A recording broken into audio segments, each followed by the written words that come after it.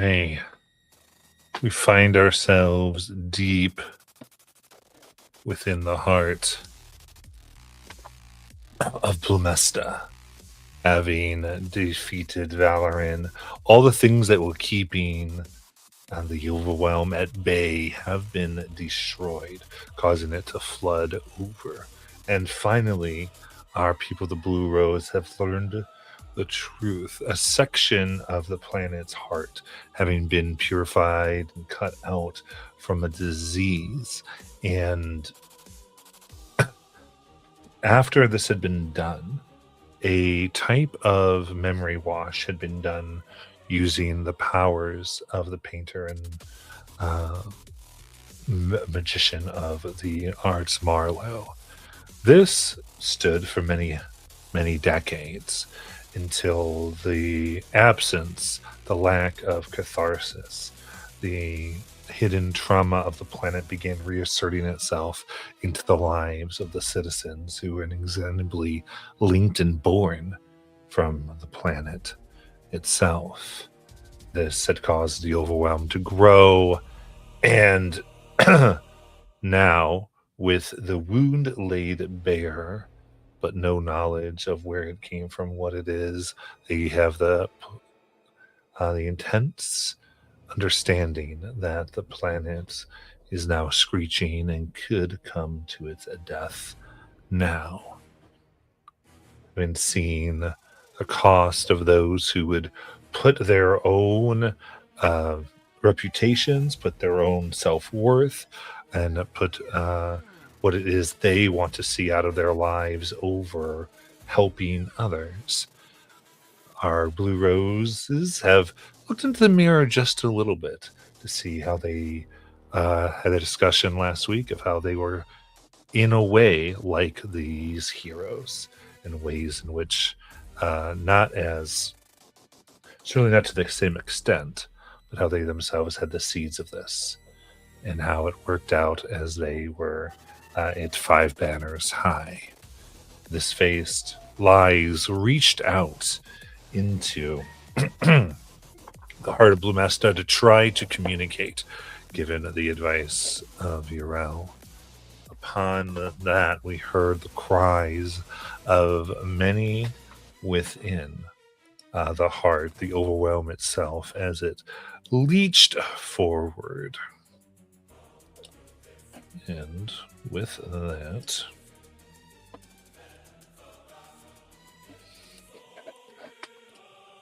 you all watch now as it explodes out the heart in what looks like a mixture between vines and ventricles, blood and sap, filling this space with thick walls. Things explode, move, and in an instant, all of you are flooded with this blood and sap as it rises up, encroaching upon you almost like a wave, pushing you out. You hear the screams. All of you mark a stress as you are separated from one another, and you see thick walls rise up almost like you're trapped in separate ventricles, still seemingly having access to the seed itself, but unable to see anyone else. You all alone, facing the seed, locked in separate walls. And the wave of bloody sap that has put you here now is a few inches upon the ground, but is steadily rising. So, I am naming one counter. Everyone makes a death move. And let's set that. I'm going to add another countdown.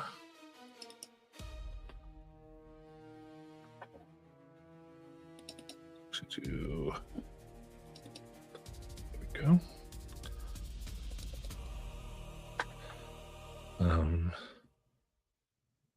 I guess quelling the heart.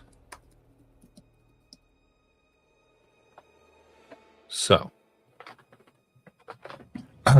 Every time we have an action roll, the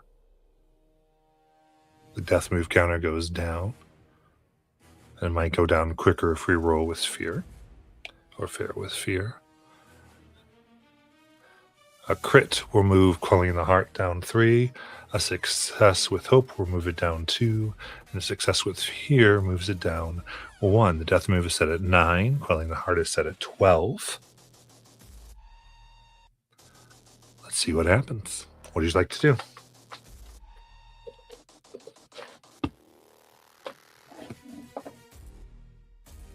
Can you describe again what we're each individually seeing?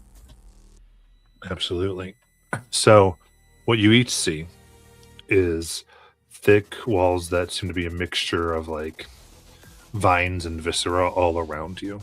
That in like a thin chamber, roughly 5 feet wide and maybe 10 feet tall. And then long, it's probably about 15 feet.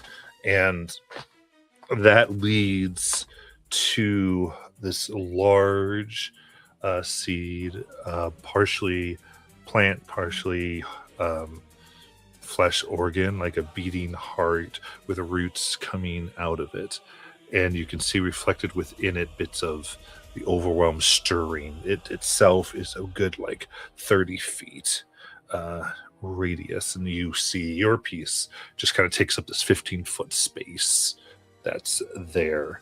You can't see beyond it, and it's beating hard, and you've already known that it connects everywhere. And as you stare at it within a kind of the strange liquid that's on it, you can see reflected bits of the overwhelm, the storm raging with souls screaming, emotions out of control, that this mental state of denial threatening to overwhelm the entire planet, as well as the living people, those still connected to the planet on a daily basis.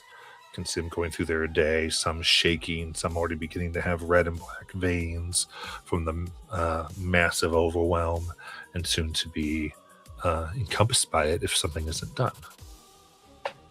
Everyone takes a hope.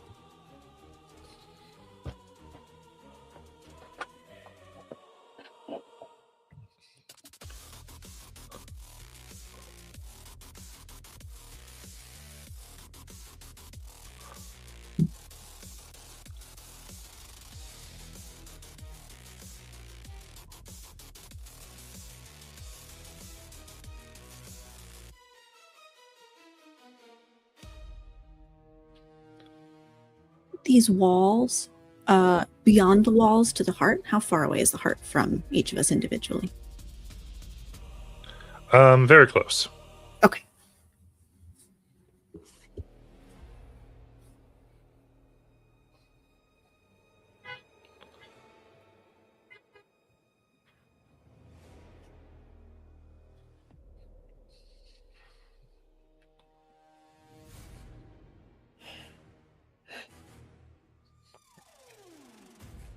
Okay, I guess I'll do something.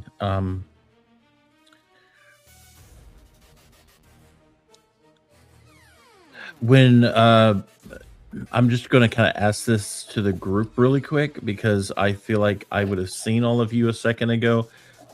Which of you looks the most injured? Like, were any of you like bleeding or anything of that nature, bruised up?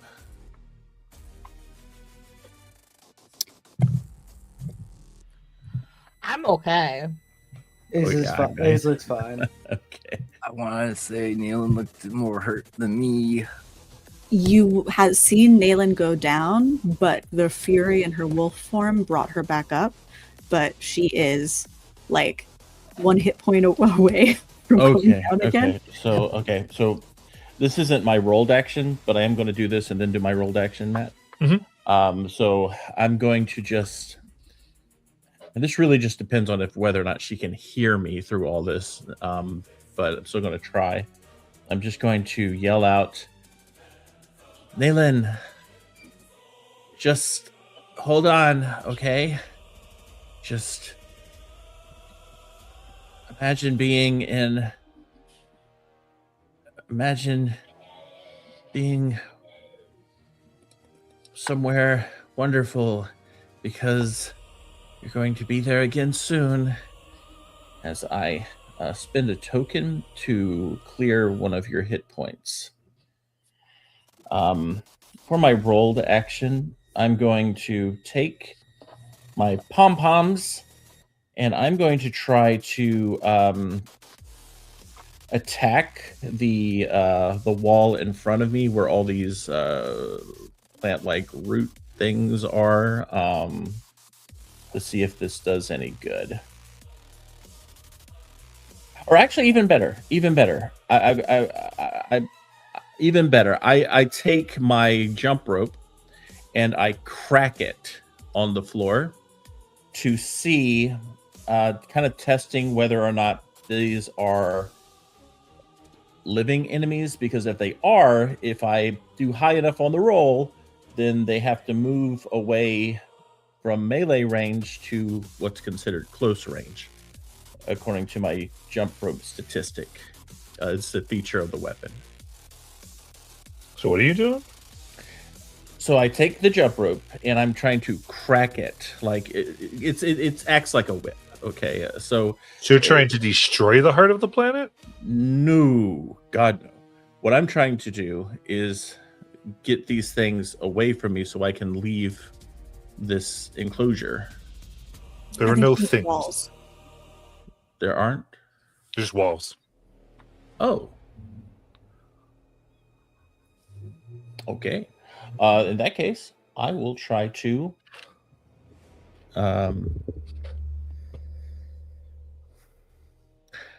okay, I was picturing something very different.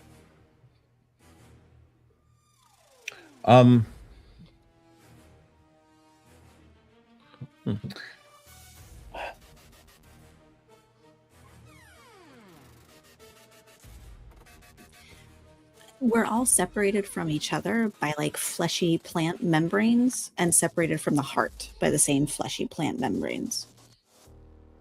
You seem connected to the heart. We're connected to the heart. And we're separated. Okay. Okay. Is there a drawing of this by chance? Okay, let me ask this. Is this like, are we, when you say, so we're not in like little pods then? Well, we're in a whole, we're just in like a dark area and there's a wall in front of us. Is that correct? On the sides of you.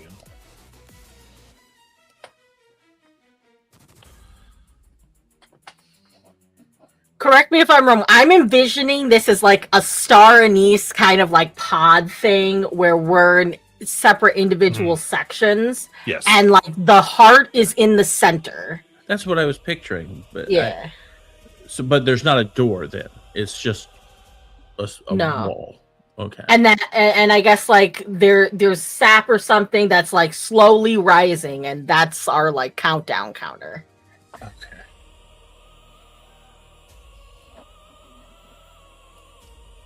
Okay.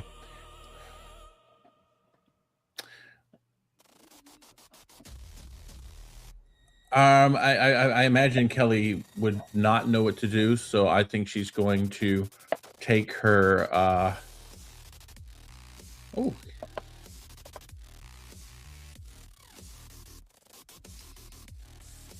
I love Canva. Hell yeah. Thank you, because I was really trying to picture it in my head, and this is helping. Yes. At first I was gonna be like, but why isn't it like, I don't know, blue or green? Wait, it's the overwhelm. It should be red. So heart, Uh-huh. Kelly, Nayland, Oh. etc. Oh, okay. Okay,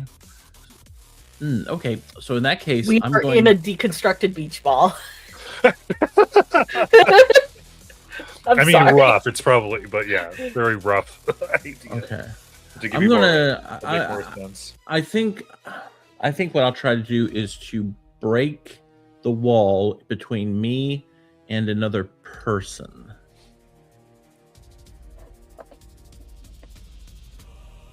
Yeah. Interesting. Okay. How would you like to do that? I will take my pom-poms, which act as my melee weapon, and use them to attack the wall.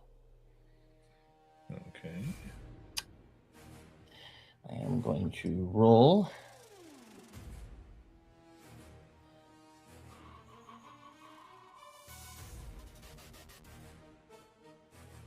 Okay. Ordinarily, this would be a fear, but I'm going to use my Unbound to turn that into hope instead. So it is a 21 with hope. Okay. Okay, sounds like a plan.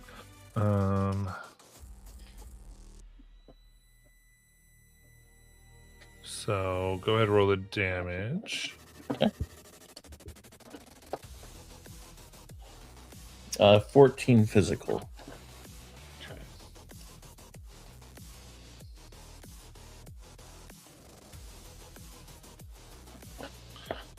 Um,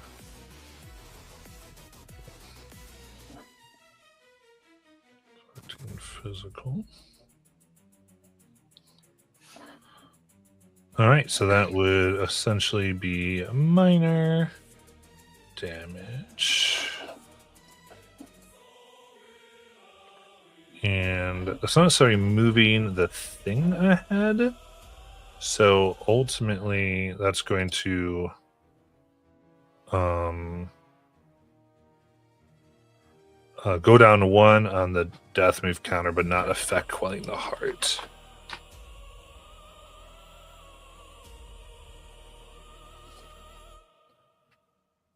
So who would like to go next? Nayland just receiving this comfort from Kelly. For a second, her mind wanders. And then she remembers listening to Lies talk about, sitting in the pain, how that's important. That's what the planet needs to do. And not Kelly, I'm Nayland. Nayland shakes her head. Kelly, we have to stop avoiding the pain. It hurts. We're hurting. The planet's hurting. And that's okay. And I'm going to sacrifice the hit point Kelly just gave Nayland back. Now this is unorthodox, Matt. Okay. This is what I'm gonna do. I'm gonna roll my ballistic empathy against the heart. Okay. So I sacrifice a hit point, make a spellcasting roll. On a success, depending on how the success goes, in theory, the heart would mark a hit point. But Okay. my point is trying to make my pain known, share it with the heart, and tell it it's okay. Don't avoid this. We're hurting, and that's appropriate. Gotcha. Yeah, we're just going to mechanically do that to match it to some of your abilities. So yeah, you kind of come up, and what does this begin to look like? I think Nayland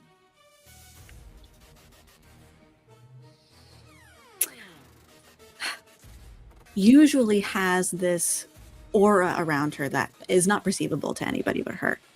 However, in these strong moments of using her abilities, this aura becomes corporeal, and the color will change depending on the ability and what she's feeling. And I think sitting in this pain, she is feeling a little bit of everything. And this light, this electromagnetic spectrum of emotion, all of these different colors sort of coalesce into white light, the light of all of the different lights, as she sends it towards the heart. Okay, let's make the roll. 13 with hope. 13 does beat my DC of 12. Okay, so that's your for your ability to go forward. Yes. On a success with hope, the target would mark 2 hit points instead of just the 1. Gotcha. Okay. I will note, though, that because I'm in wolf form, I can't gain hope. I gain stress instead.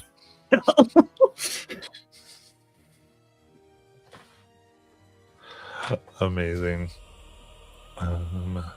That doesn't include the one I gave, right? I wasn't 100% sure. The things don't make it clear. I think you can't gain hope. I think you'd have to gain stress from her ability. So, okay, I gained stress. This is the worst ability ever. It's a racial ability. No, well, so it is rough because it's Blood Hunter. So Blood Hunter is just this different thing, right? So it's because it's Blood Hunter, Yes. and she's in wolf form. So Yes. I think, but everyone else got their hope. Yes, okay. I did. So, all right. So reaching out, what I imagine this would be like you're in pain. What type of pain that you're dealing with do you share at this emotional level?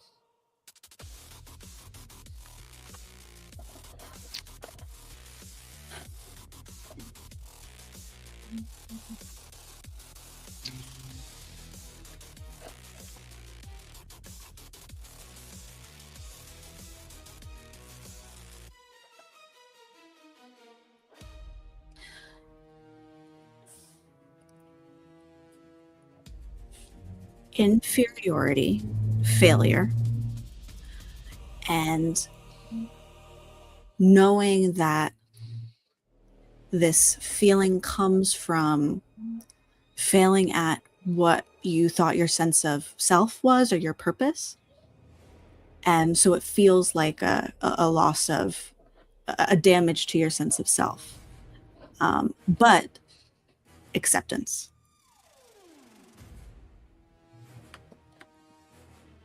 All right. And so I think as you reach out, as a remember, like you can deal with this.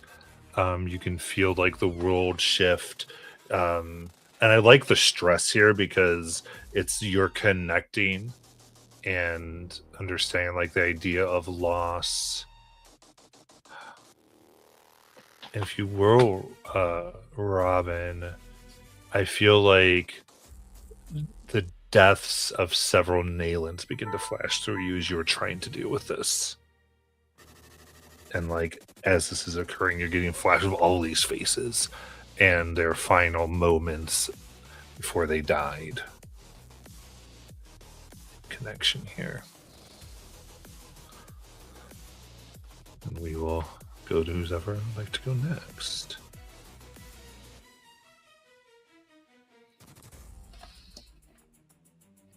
So for Peridot, I have an ability called Voice of Reason, where I have advantage on action rolls to de-escalate violent situations. And I feel like this is a violent situation where we're all going to die. So, but she also understands that it's also a violent situation for others as well. And I think in this moment, she kind of feels like the overwhelm itself is like also like the heart having a panic attack, kind of almost. So she's kind of going to reach out to it through the connection between us, because you said that it's like connected to us, and she's going to think of it like, okay, 5, 4, 3, 2, 1. 5 things I can see. I can see the heart. I can see my hands. I can see my blue stones. I can see these really weird plant cell walls. and I can see sap around my ankles. 4 things I can touch. I can touch the walls. I can touch the storm in front of me. I can touch my nose. And I can touch the sap still around my ankles. I can hear what I assume is my heartbeat. At least it's rushing in my ears. I can hear the sounds of my friends shouting at each other. And I can hear the screaming. I can smell.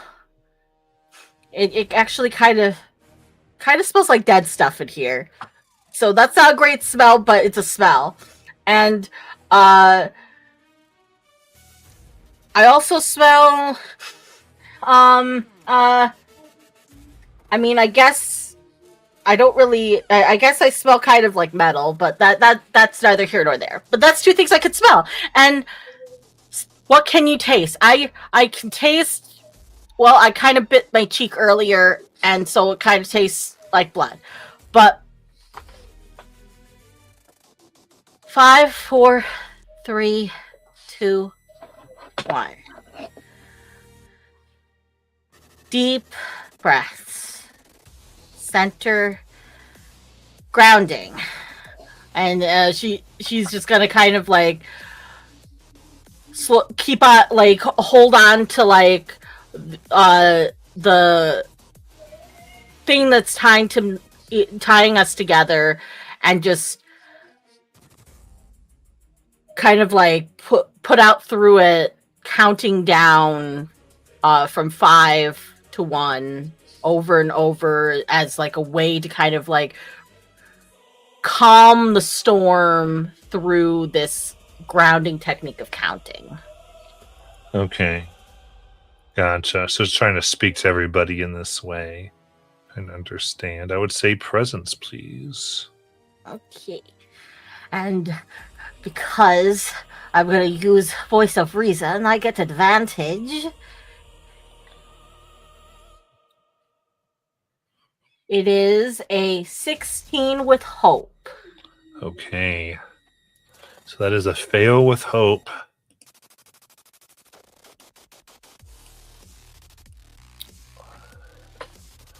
And as you push, like you're doing this, and people are like, my toes, my what,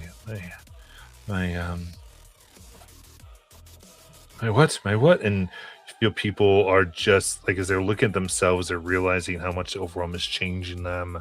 They begin to lose a sense of who they are. It's getting very, very rough. As now the earth is shaking more and more violent. Or the planet, I should say, is. Would like to go next? Elias has something. First off, she doesn't like being in this little room that's drowning her. So, now. I understand that we have walls all around us and we are connected and can see the heart. Is there a wall stopping us from reaching it? No. Okay, so that whole area is still filling up, even if we get close to the heart. Yeah, you can like touch the heart definitively. Okay. Well then I guess.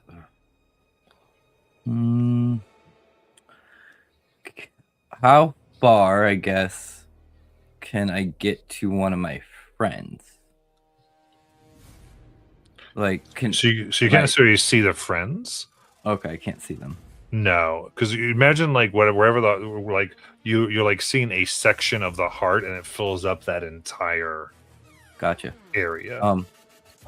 Well then Wise is going to try to do what she's been doing, but take a different approach to this.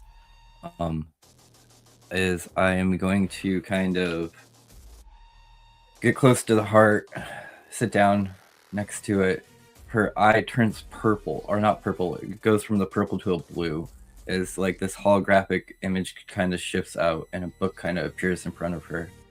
And she puts a hand on the heart and she looks at it and goes, "My mother and my father," in her mind, Matt and her mother, Delilah, both have brought me and taught me different things through acceptance and having to just see what you and feel what you've gone through and take the good, leave the bad behind.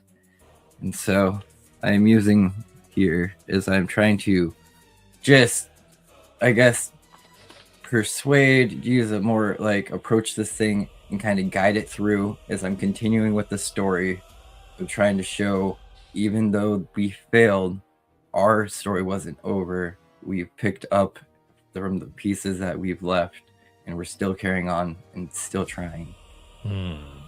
And so I'm going to use a sphere of influence from Matt as the father image appears, and a darkness kind of appears around me as I use one of my Order-born dedications, Mother Always Knows Best. So I'm going to get a d20 here, and then I also am going to spend a hope for GM's favorite. So as I continue this story. Yeah, makes sense. I would say, yeah, I think presence or knowledge. I'll let you pick. Okay, I'm gonna go with presence. So here we go. Okay, so that's an 18 plus 2. That's 20 plus 8 is 28 plus 3 is 31. With hope. With hope, very good. All right. So as you tell the story, well, you choosing different forces having to deal with the ups and downs, the resolution of pain.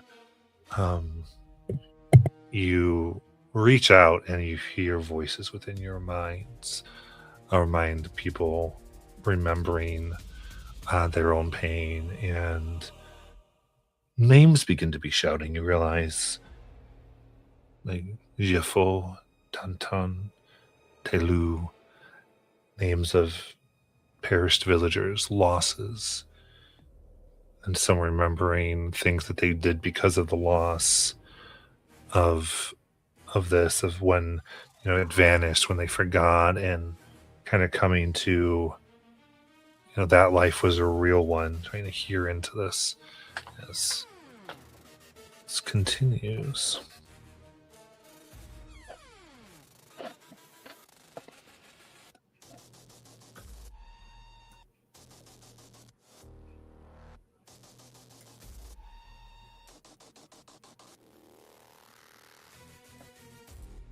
Would like to go next? Ace is gonna try to approach the heart, and given the fact that he's let himself been possessed and is connected almost with the planet before through the green, he's gonna try to connect to the heart, and with the intention of more than the people, it seems like the planet itself's in pain.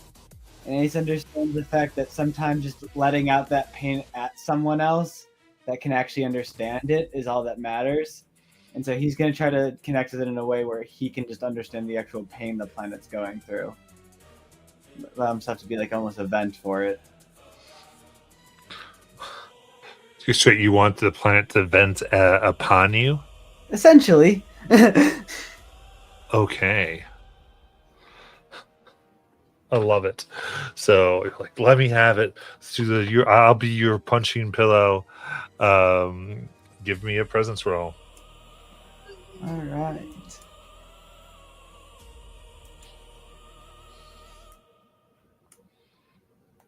All right, I got an 18 with hope. Success with hope. Good. I think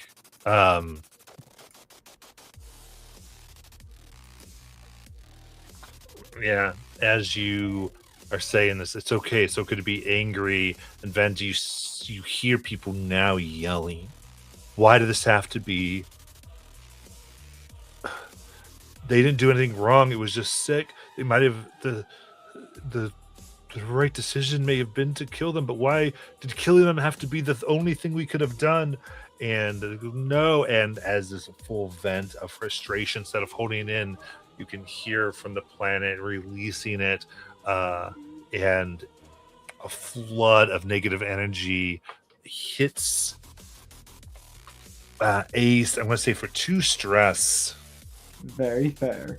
As you're just kind of knocked back against the other wall, overwhelmed with this. Yeah, he probably like collapses and like has like slows breathing and like catch himself. He's just not used to feeling all this much all at once. Absolutely.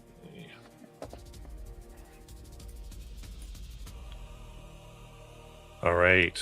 With this, the sap and blood has risen to the fact that all you now are all floating, having to tread within it. As the screams have grown more in unison, less against each other, but still in immense pain. What's next? I just want to make sure I fully understand something before I take my move. The heart, from as far as we can tell, is frustrated over what they had to do, or what they feel like they had to do, and believes that they were either doing really immense good or they're evil, maybe. Is that am I reading that correctly?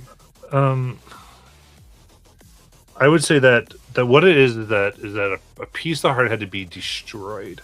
It was prevented from dealing with that pain, and all at once you have broken the illusion that that piece of the heart was still there, even though it kind of had been having to deal with the physical realities of it not being there, therefore dealing with pain that it couldn't name. Now they can name the pain, and everyone up top in the same way realizes the first time that their friends and neighbors were killed and cleansed, and they're all having to deal with decades of repressed emotion all at once.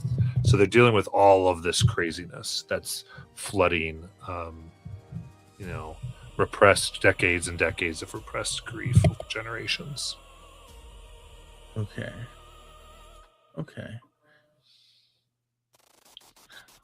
I think because of Kelly's headspace and how she is viewing these past couple of minutes, she's probably not going to go right now, in order to make sure we don't mess up what we're trying to accomplish, because I feel like her truth is so wildly different from everyone else and how she would handle that. I'd like to try to connect with Kelly. I mean, this is going to give a roll because I have to use my Wi-Fi here to actually connect with you. But I do have an idea that Wise feels like you might be able to connect with this the most, honestly, besides maybe Nealon. I mean, because you lost your mother. You know that pain. You've been there. You've had to work through it. You've had to fight, holding, like even feeling like maybe you can change that, where you almost tried to in the past. So you kind of even pulled what the artist did and made it, but then had to see what consequences could come up from that. So I'm going to try to use my action to connect the Wi-Fi to you and provide you with a hope of assisting you and reminding you, maybe, Kelly, if you think about it, you're the one that's felt the most. So let me try to actually roll first. That's a crit.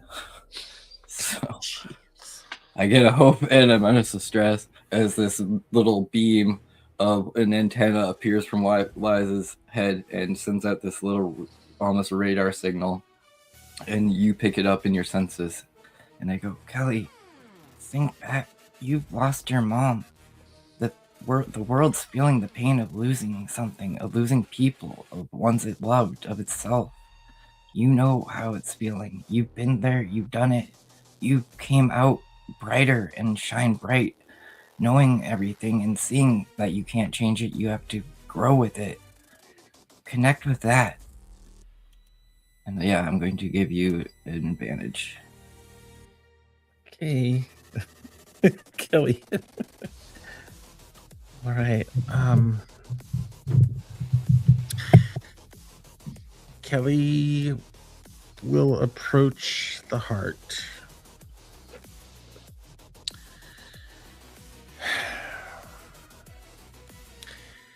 Hey, heart.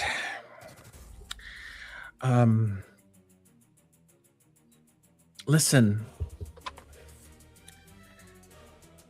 My friends are better at the whole hugging and kumbaya feelings thing. Me, if you want to know the truth, I think what you're experiencing is like embodied responsibility, not so much symbolic. It's what makes your pain so undeniable. And okay, think of it like this. Where I'm from, we have a rule. If you drop the girl at the top of the pyramid, it's your fault. Doesn't matter if it's your hands that slip, or you're tired, or you're really, really, really didn't mean to, right? But you don't get to keep building pyramids out of people and act surprised when somebody falls. Good people do good things. They don't do harm and then ask for points for feeling bad about it. We've all been in this situation. It sucks. But at the end of the day, you either just lie down and feel sorry for yourself, or you get up, you get your pom-poms, and you go out there and you create the best cheer that you can, even if your own friends throw it back in your face and they're all, oh, I don't need your comfort and support, or I don't need this. I don't need you right now. It doesn't matter. We smile because we can and we choose to.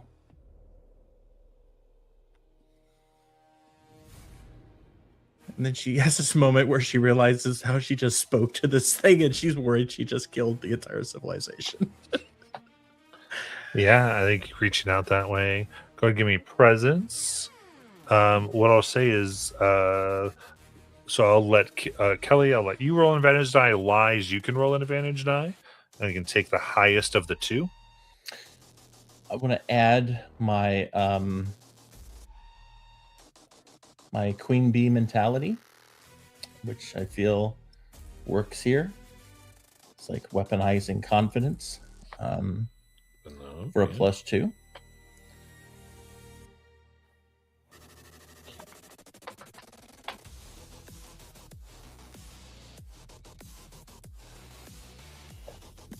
Oh boy, here we go. Okay. I rolled a 28 with fear. Okay. Very good. All right, so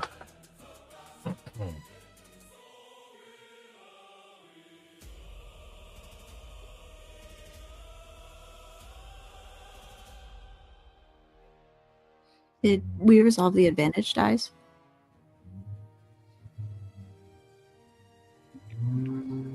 I don't know what Josh rolled. I got 4. I rolled a 3 on my advantage. So then that would be a 29. Correct.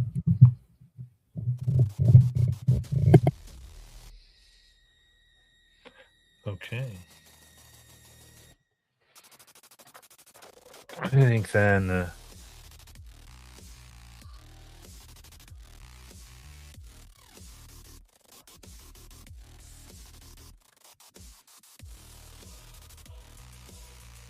as you push that, you kind of give that pep talk, there's like, we just have to keep going.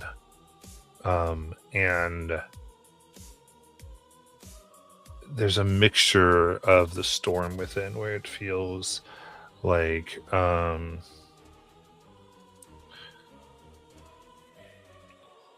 of the world is rejecting it, part of it is accepting. Some kind of thing like, yeah, whatever, like we'll just keep going. Others like, no, we do. And there's almost like this discussion, this argument that is happening. And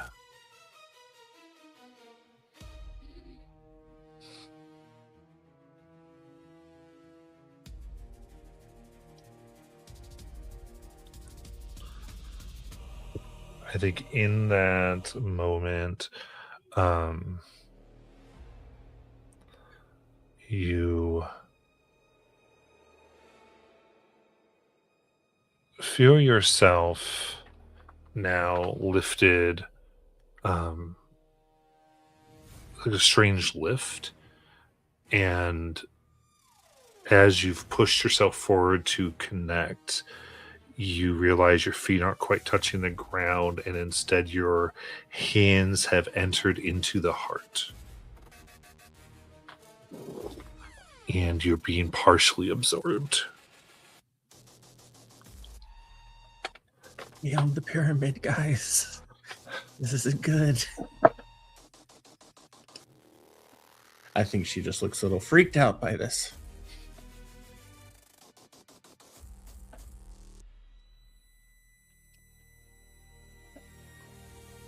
Indeed.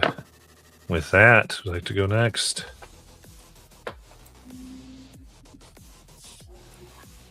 I would like to think that Nayland was able to overhear what Kelly was saying to the heart. And the beginning part struck her. I think this is a new thought for her, that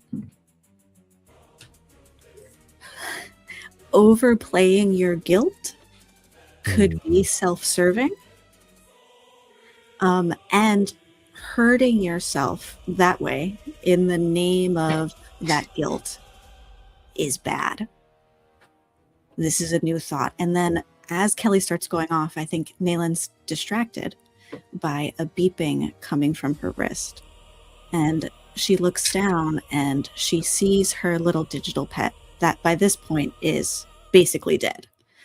And every time Nayland had gotten hurt in the fight, and not even gotten hurt, but used her abilities to do helpful things, has to hurt herself. And each time this digital pet had to take on some of that pain. And that feels unfair. When it's about somebody else, when it's about this digital pet, that feels unfair. Does the same logic apply to herself? She doesn't know. But these words that Kelly said are suddenly starting to sit with her. And I think she feels the same half convinced, half resistance that the planet is feeling. And I'm going to roll my pathokinesis spell. Let me see. I know what that means, but could you explain it to the audience? I'm going to attempt to move the stress of the planet. I got an 18 with hope. Nice. However, that does mean a stress for me. And to do this, I have to also take a stress, so that's 2 stress for me. But if this succeeds, did this succeed? Yes. then as Naylan takes on this half resistance, half acceptance, she moves it from the planet onto herself, taking that 2 stress, and the planet can clear 2 stress. Interesting.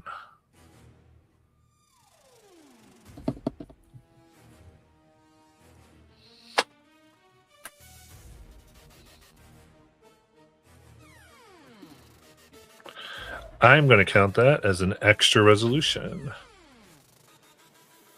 So it would normally be resolution 3. Because of the ability, it's 2. Does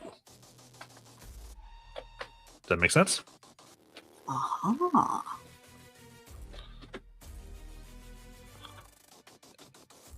And I think now, Nayland, as you're hearing this, you're starting to understand, I think, more what Yarel meant as you're dealing with your own issues, as you're working through it in your mind.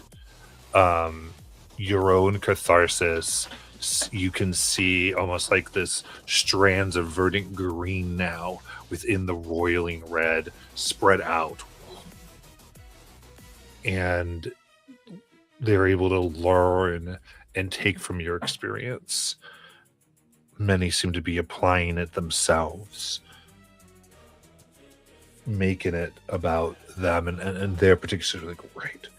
No, and all these personal applications are echoing back as now we see kind of, I think, Kelly's leg and part of her torso are now within the heart. The rest of you are getting filled up.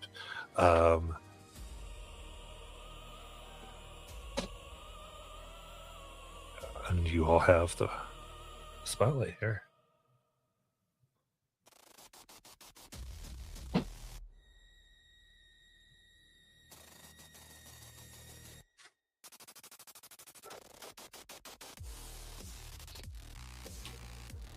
Since Ace was connected to the heart, I'm guessing he can kind of feel what Nayland just did. And in Yeah. this, I'm going to say, like, because of the situation, I think you all are feeling what each other are doing. There's a okay, connection. I think that's going to be just that way. It's easier for us to build off of it too. But narratively, I would say describe how it comes to you, because I think it probably comes to you very personally, just like everyone else. Like all throughout Blumesta, everyone's having this personal connection with what Nayland did. Like, how does, like, I say describe how Ace feels that came into them, and then what you do with it. So yeah, when Ace realizes that Nayland's kind of the process of like over guilt, kind of make like, you know, I don't know the good terminology used. I'm blanking on it now.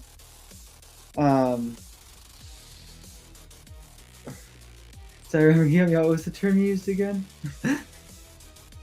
I also don't remember, but hurting yourself will not fix the problem. Yeah, essentially that. But through that, Ace kind of thought that, like, kind of reflecting on his own life and, you know, using that as originally it was his excuse for doing all the bad things he did. And then eventually when he turned over a new leaf, he kind of thought he was no longer doing that. But he's also kind of realizing the fact that in his own way, he's still looking at himself as a victim of his own actions. And and still not even walking forward with all the regret he feels and the fact that he won't let himself seem like a good person, and how he still feels the need to push others away from him, and reflect on his choices that he's done with the group and just like the way he acts carrying himself.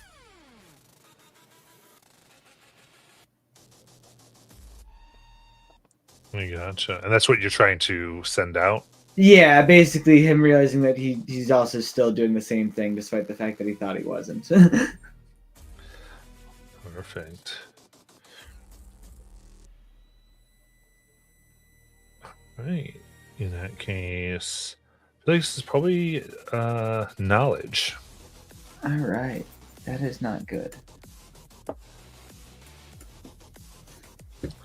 All right. Remember, folks, there's help if you want to try to figure out how to do any of that. I could either help you or we could perform a tag team, Ace. I actually have 3 hopes, so we can do that. If my Wi-Fi connection would allow us, since we're also connected. Yeah. Perfect. Then I'll spend the I- 3 hope. I think as Lies is feeling the connection and just kind of, I think even feeling this connection, I'm going to spend a stress and kind of pull Ace into the chamber I'm in as I turn you into a mist and kind of just guide you into next to me as I help and continue my trying to get this thing to accept and just know that everything's going to be okay.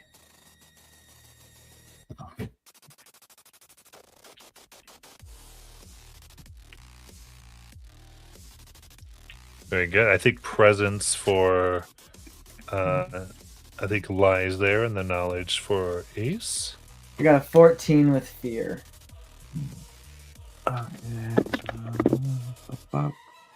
I got an 18 with hope. Okay. Could I, through like sensing what they're doing through the connection, could I give them, I could I give one of my one, or I'm, even though technically it's worse off on me technically because I'm expending 2, but because they're doing a tag team, it makes sense in my brain. But could I send over some prayer dice? But Absolutely. because they're doing a tag team, in my head it makes me think I have to expend double the prayer dice just to do it. But that's on me. Molly, does your paradise give hope? It does. It gives Did you have hope. enough Can, for her to give a 2 hope? yeah. I was gonna say, if you could have given Lies 2 hope, she could have then spent the 5 hope we needed and turned this into a triple tag team move, which I was hoping to do, which then would have brought you also into this. We could do that. And then Do it. Ace, you can take your 3 hope back, and I'll spend Okay. 5, and we'll do the Okay. triple tag team as my championship belt glows. Sounds good to me. So what's Peridot doing? All right.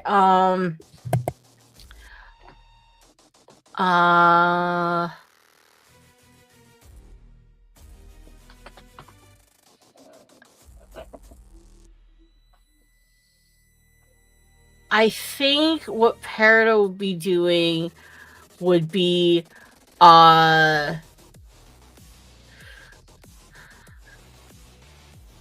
think she would I feel like narratively, based on the nature of how it's working, she'd be there to kind of like as like a bolstering of like hold it like I feel like maybe like A starts losing kind of like his mental grip kind of like on himself and like where he is maybe, and Peridot kind of like, it's like this warm hand on the back, on your back, that you sense almost as if like she's there bringing you back to where you are, so you're not as like losing track of yourself. And she's like she's there to kind of like be the little crutch that picks you up kind of thing. So she's there to support her friends and support all the people that need the help, who are feeling lost, I guess is where I'm going with it. Very good. I guess. Give me presents.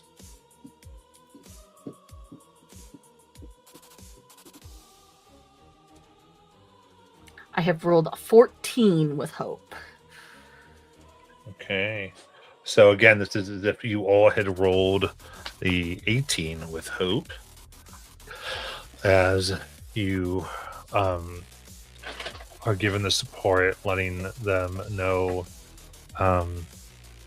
it's okay. And I think as there's this communication between all of you, like this agreeing that Nan essentially had with Kelly, like, you're right, I've been doing that. And then the three of you going, yeah, you just have to let loose and understand, and let it out, and opening your hearts to just getting along this way that these blue rose thorns get along with one another, and deal with the loss seems to echo in more of those verdant vines that cycle out. And Peridot, you see Yarel, having almost been consumed by the wall, suddenly exit. He falls for a moment, coughs, and the swirl of verdant energy in the center of the heart seems to be going counter.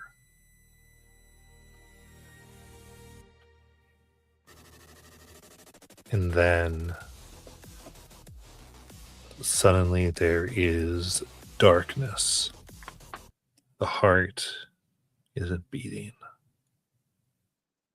Nothing seems to be moving. And a soft green glow.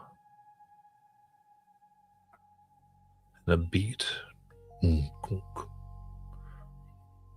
dun, dun, dun. Dun, dun, dun, dun.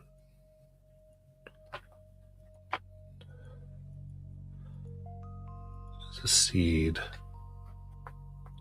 of Luminesta, the heart of it, small and injured, set of anger. There's a sadness, but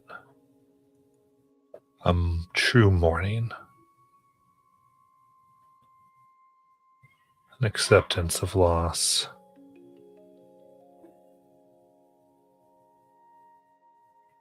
With a desire to continue.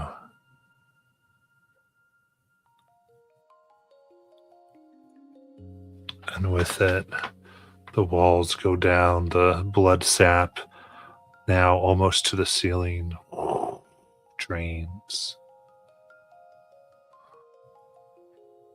You can see sunlight come down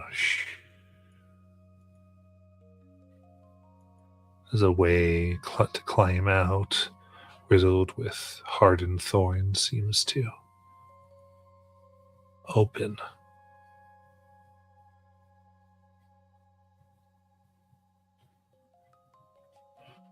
What would you like to do? Been down next to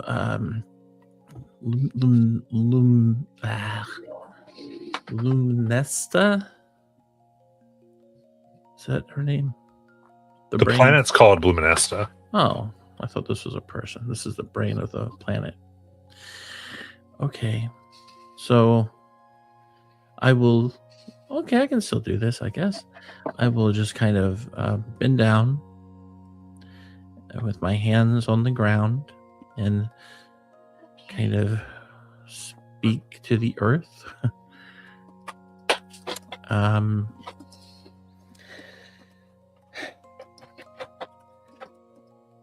This was what I was talking about. You have a new moment, but you don't get to say you mean well and swallow someone alive. So whatever you choose, I'd recommend that you remember that good people don't hurt people just because they're in pain. At least not on purpose. So now you get to be who you really are. It's not about redemption. It's about letting go.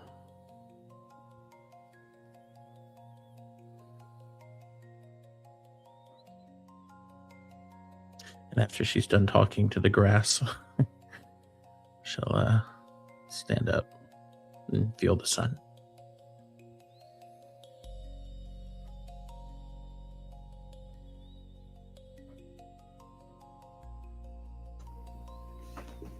I don't have the energy, but does someone want to try freaking out and see if it does anything? I think it's done. Good.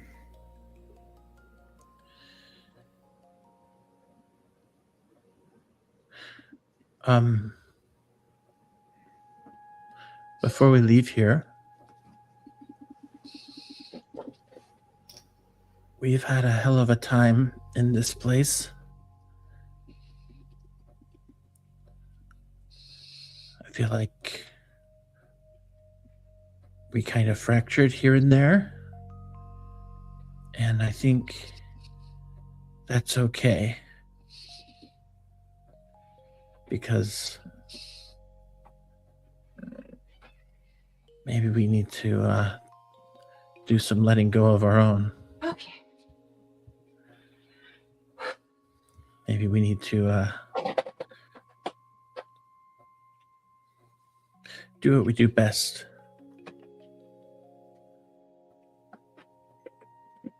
Keep working together and keep appreciating our differences. It's okay if we don't always agree. Like Nayland said. And for that, I think I figured out the perfect group activity. It is called Date Night, where we go to the movies and we watch Star Wars the 7th season because that was recommended by Yoriel. My stars Yoriel a wink. Nero smiles. Yeah. You can share popcorn as he grabs Peridot's hand. I like popcorn.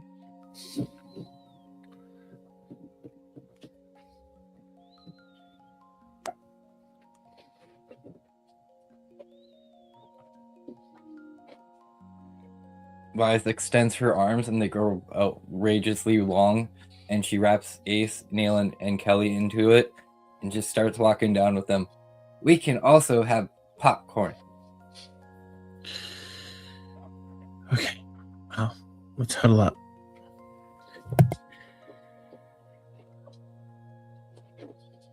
R-O-S-E. Rose. I'm giving us a rally. I'm trying to anyway.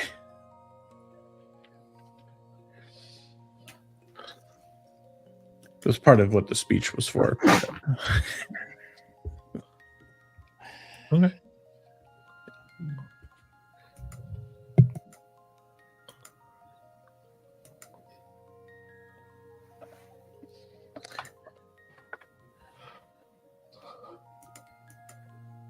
I don't know about y'all, but I am really beat up.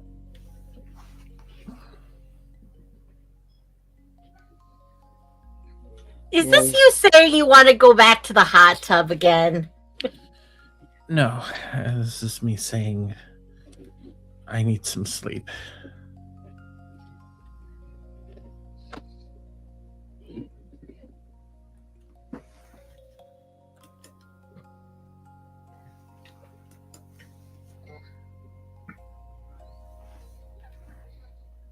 That's what we need to do. I'm not against it. Looking at Nayland, who looks dead on her feet.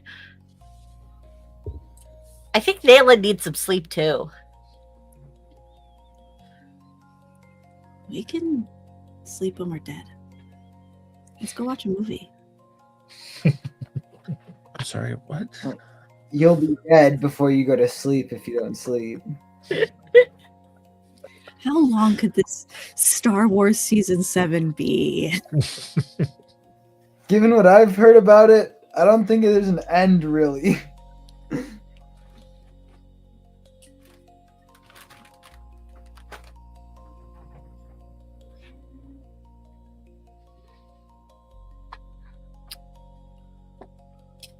And as you again kind of climb out from the center of the planet and then begin to make your way across the fields, as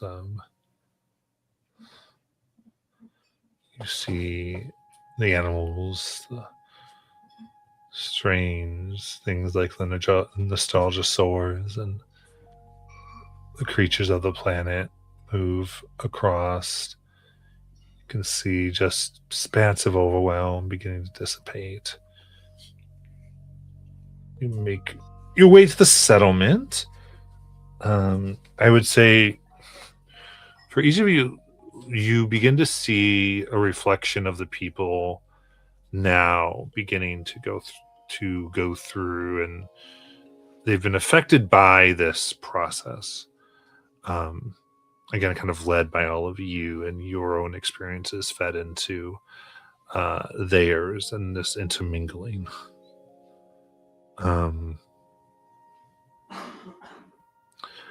And you have more of an idea of how,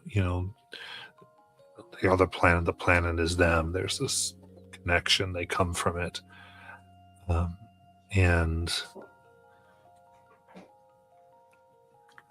I would say, what do you see that they are doing that you each recognize as from you? Like how your individuality and ways of dealing kind of seem to now be a permanent part of the world here.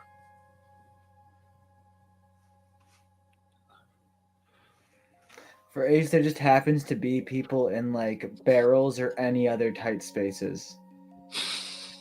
Ace has shown. I've shown in the past too, like at the school, and Ace is hiding in the like cabinet. Ace likes to deal with his trauma in like tight solitary spaces. People wrapped tight in blankets or you said in barrels. So see some people like hang on these windows. They're like, okay, better. Like it. A suspicious amount of people, or a noticeable amount of people, are rubbing their wrist, which happens to be where Nayland's Blue Rose tattoo is. It also happens to be where her digital pet is. But these people, they don't have a digital pet there. They just have their own wrist, but they're self-soothing, just comforting themselves with gentle touch.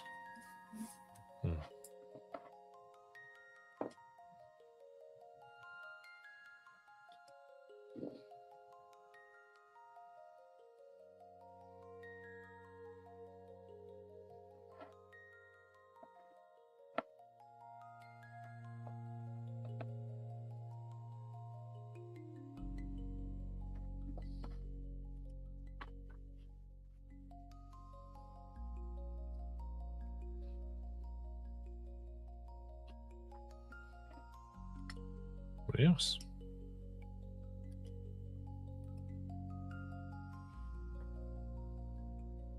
Some of the local children are gathered in groups where they clap hands and make strange arcing movements in quick succession of coordination as they sing short 2-3 verse songs without instrumentation.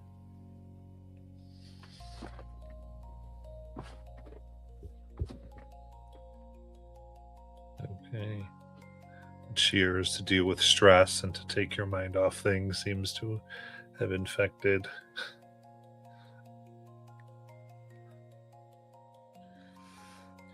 I think there would be a group where something like may have like broken or like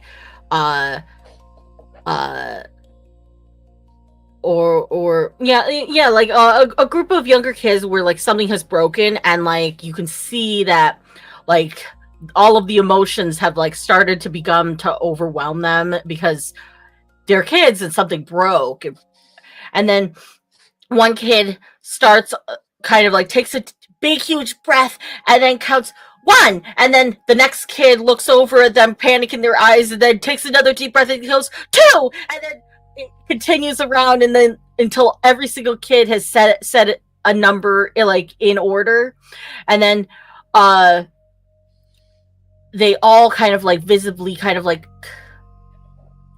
calm down from the situation, because they're even though it all happened together, they're all going to fix it together, and they're not going to like point fingers at each other or say somebody else did it or somebody's going to take all the blame because or out of worry, because sorry, there was a bug in my face, and it's just a way for them to bring themselves back from that overwhelming emotion.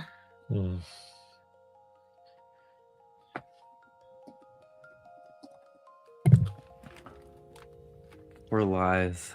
Some of the older kids start getting this kind of knowledge kind of brought to them about becoming a storyteller and forming a group of friends where they go on these adventures together, imaginary characters that they come up with, and they sit around and they roll these little magical rocks that have numbers on them, and depending on the number, one of the people who is known as the game master decides how it works, and they all continue and form adventure groups of their own.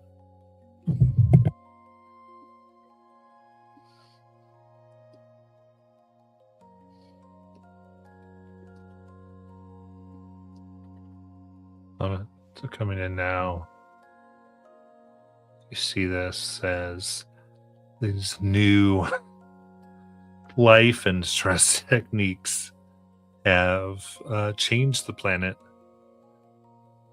and it seems happier, more solidified. Some kneel and mourn over newly carved gravestones, understanding what has occurred.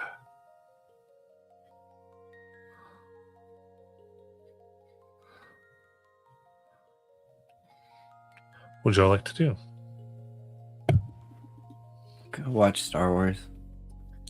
Or, Lies, we could watch Star Wars, or there's an even better movie. It's called 16 Candles. We could watch that. I don't think they have that here. And Uriel recommended this one, and also Ace recommended this one. Come on, Kelly, it'll be fun. Naylan wants to see it too. It did sound really cool. See? Give it a chance.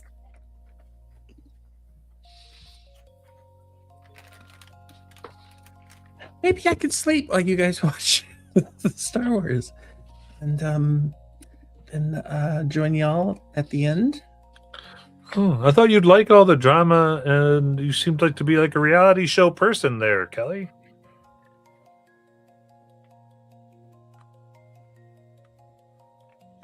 It's a reality show.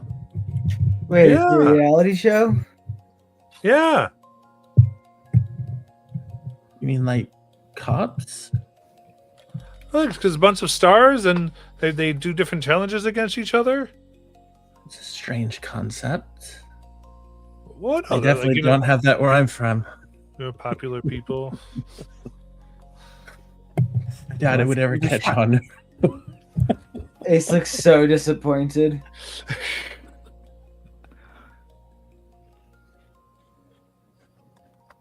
I'm with Kelly. I'm just gonna go to sleep. You guys can- This is totally All right, ruining my date Lies. night. For you, Lies, I will go watch the movie. Okay.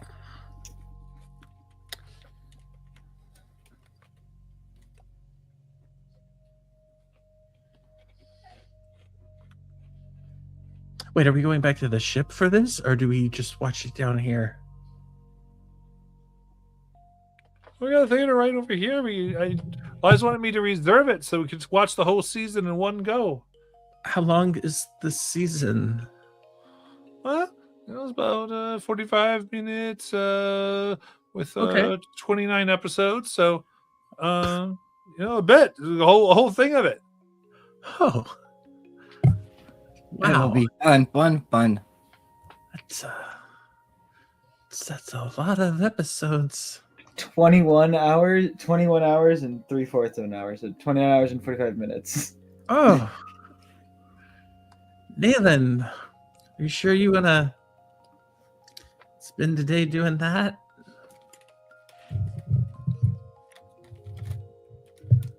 Kelly, you always manage to challenge everything I think I know. And it's good. So, why don't you try getting out of your comfort zone? Watch the show. Okay.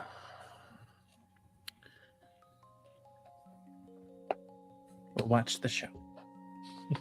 Nathan smiles at Lies. Lies gives you a wink.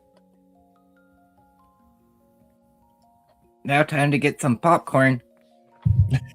I think we're gonna need 3 meals. We got Lots of popcorn. a whole day of nothing but popcorn. I think Nayland also is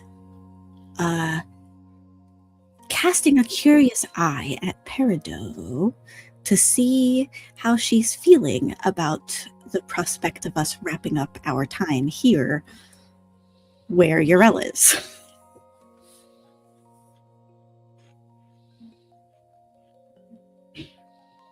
Peridot has a plan. Oh. Kidnapping underway.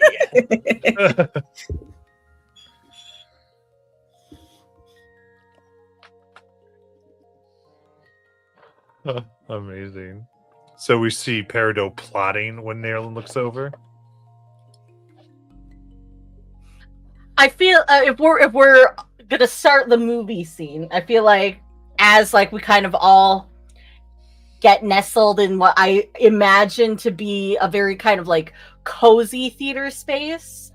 Like it has a lot of different kinds of seating, and it's like some are like comfy chairs, some are bean bags. One might even be the weird little like egg chair thing that has like a big giant like cushy thing seat on it kind of thing. So everybody kind of like finds their own spot, and I think what would happen is Nayland looks over as like everything's happening on the screen. Peridot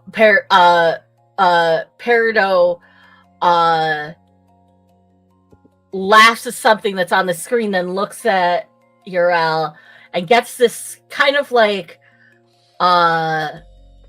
smile on her face that you would think that it's not like a joyful smile, it's a kind of like I have an idea kind of smile, like a mischievous almost idea kind of smile. And then she kind of like Urel is not paying attention to her smile, like that moment smile whatsoever. He's like reacting to what's on the screen. Peridot pulls out a notebook and writes something quick in it, and then kind of like folds it up and shoves it back into her pocket. And that's the moment you catch.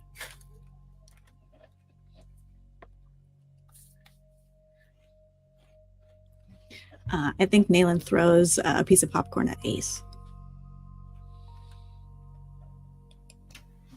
Ace just like throws his whole bucket at you.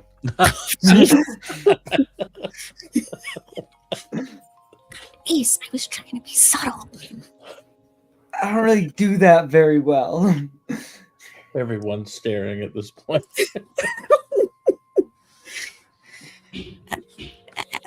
Back to the movie. It was just a slip. Ace. Peridot looks like she's plotting something. What have you taught her? You're getting in her head. How is that my fault?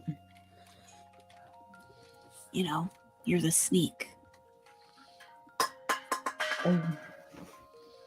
What, you really think she'd do something that bad? I hope not. I mean, every once in a while she suggests arson, but Arson's completely normal. oh god. It is. It's a fine solution to problems.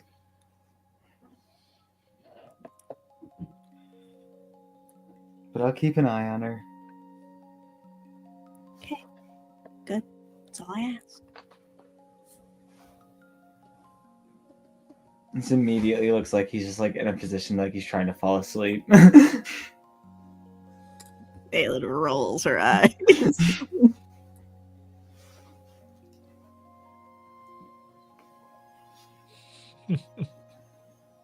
Sure, I'll watch them.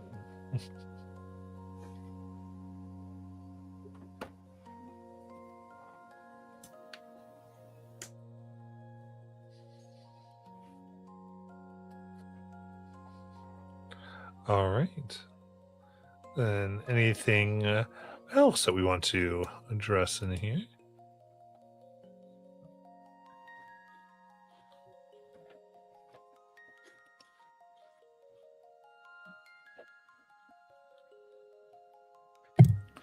Lies has become infatuated with this show because of the main star of this season, Bo Katan Maximus. He is just like a female gladiator, and Lies is just like, oh my god, Kelly, look, she's totally going to take it all. I see her coming back for the next like 3 seasons. I'm having trouble following what's going on, Lies. See, you have to take all these like different tests. Like, look, they went through the giant ball, then they jumped over those magma pipes, and then they did the one right there where they have to run around the maze and get chased by that galactic monster. Yeah, no, I mean, I get that. I just there's not a lot of And then they have romance. a session afterwards where they each vote for somebody off. And you have to try to win the thing. So there's no. I mean, how can this be a TV show? Nobody's getting together. Maybe that happens in a couple more episodes. So is this the type of show that you used to watch? I've never watched shows. I have trouble believing that. You mean you're from Earth, right? So Oh, well, you mean that like... yeah. No, Dad didn't really allow TV at the house. So you and Betty Burkhart never watched a movie? Or We had a movie night, I think. Yeah, we had like one movie night. what'd you watch? I don't remember. I remember watching Betty's Eyes. Okay. Speaking of, you have really pretty eyes too. You're just saying that because I'm self-conscious about the fact that they look like yellow rose now. Yeah, but yellow can be a sign of like hope. Maybe Yeah. you're a sign of hope. No. I've been marked by the yellow ever since we started. Like at the wedding. They tattooed me and then they blinded me and then I got my vision back, but they're yellow now. But Kelly, we haven't learned anything. We don't have to accept what was done to us. Doesn't mean it is who we're gonna be. I mean, look at me. I was born to be some sacrifice for for my dad to gain power, and then for my mom to get out of her demi-plane and gain more power.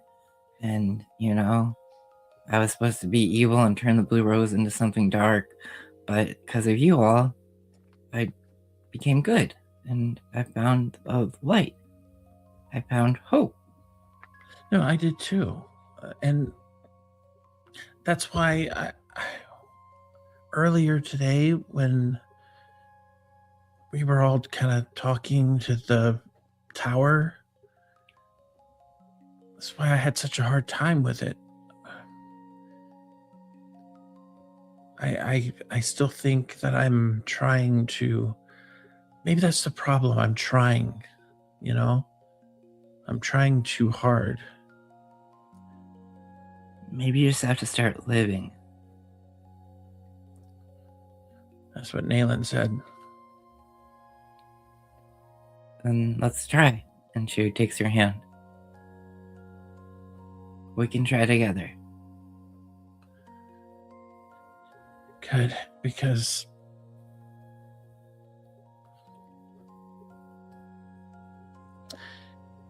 I don't know what I'd do without the Blue Rose. I don't know what I'd do without all of you. I mean,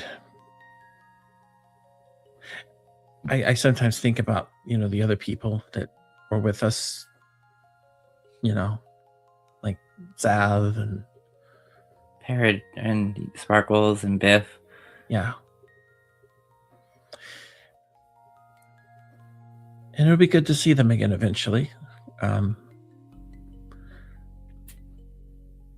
it makes me wonder, I mean, is it just going to be the 5 of us from here on out? I hope so. I don't want anybody else to leave. And I'm kind of afraid that with Peridot meeting somebody, that they could Yeah. stay behind. I'm worried about that too. Like, I remember when Sparkle got together with, and then retired. And I Biff? think- Oh yeah, Biff too.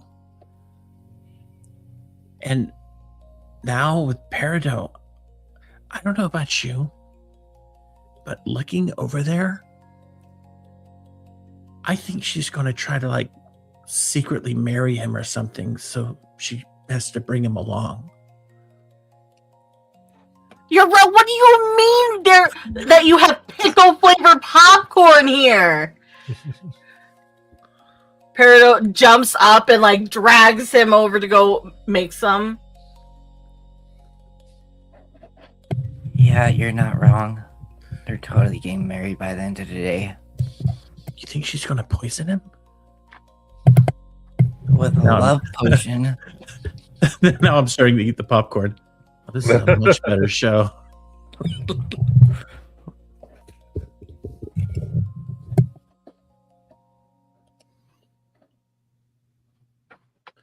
Does that mean Uriel will be back next season? I think so.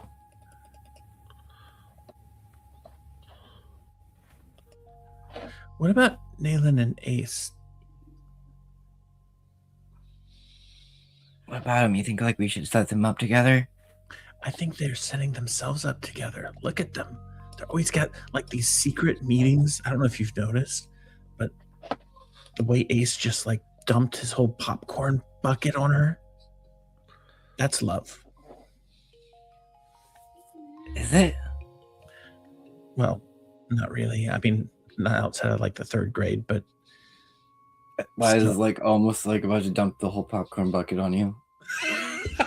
Oh, okay. No, I think I'm past 3rd grade. Yep. Never mind. Sit back down. I just think we should keep our eyes open on both of them, all of them. Maybe it's just in the air. Maybe if we catch them sneaking off together, we follow them and we see what they're up to. Okay. That sounds like living in the moment. Yeah, let's We do it. can't tell anybody that we're onto them. This will be our Okay. secret. Deal. Right. Chola or Pinky. Oh, you know about pinky swear.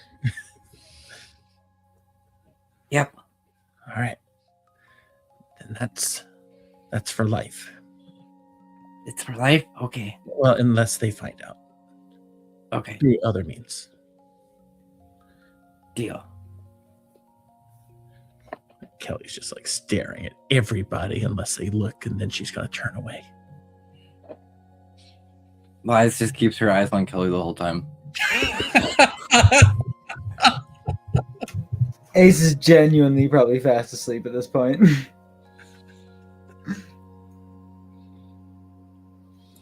Nalen's drawing on Ace's face.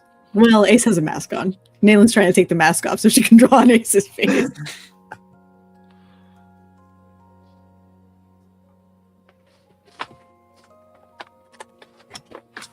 Amazing.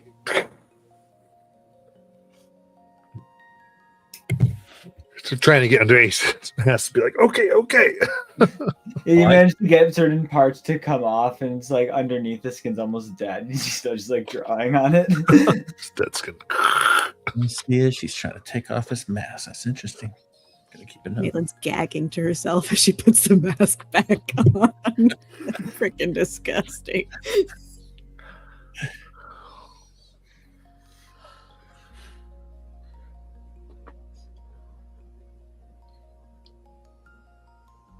Matt. Mhm. So, because we're obviously going to be going somewhere else and leaving, and I didn't get to finish my project. So I was thinking that I can keep doing that. The project I talked with you about that I was making. Mhm. I'm gonna keep doing that, like in the background, like whenever we have a chance to. But I have an ability shape material, which I'm just gonna. I'm using my replicator here. Could I instead, instead for this, create a like a small little device so that Urella and I could send emails to each other? Yeah, I think absolutely. Okay.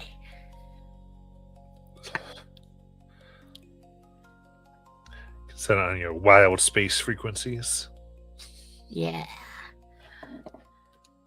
And I will describe the giving of it to him when it becomes time that we're leaving. I love how it's as innocent as pen pals. Over here, assuming the worst. Would we be processing a long rest here, Matt? Or would we be... Yeah, I think you can definitely do that. Long Well, rest spending from 23 hours. 20 hours. The long rest.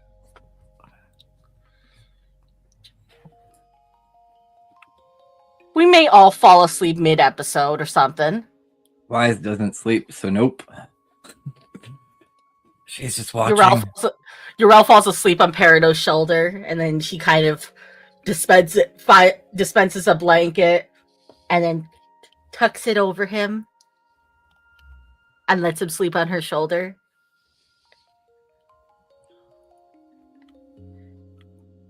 It's surprisingly comfortable. I can never remember. Can you do the same thing twice for a long rest? I mean, you can. Yeah. The only thing that would be worth it would be probably either prepare or Work on a project. yeah. Yeah, I just wanted to work on a project twice because Ace is honestly fine in most of the aspects.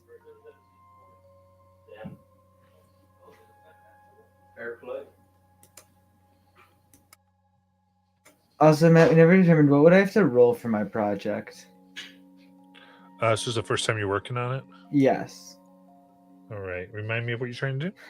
Ace and saw how the green contained the yellow rose, Hmm. and his connection to the green, he wanted to essentially recreate that. Okay. like within himself. Nice. Okay.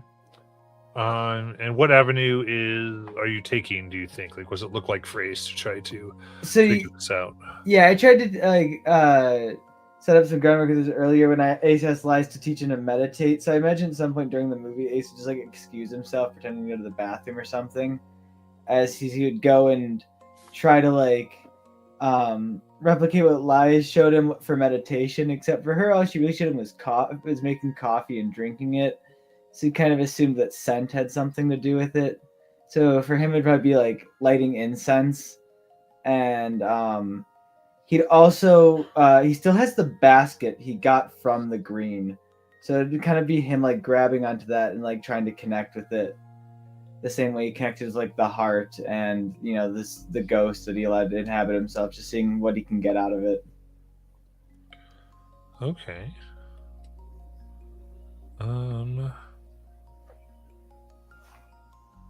Like that.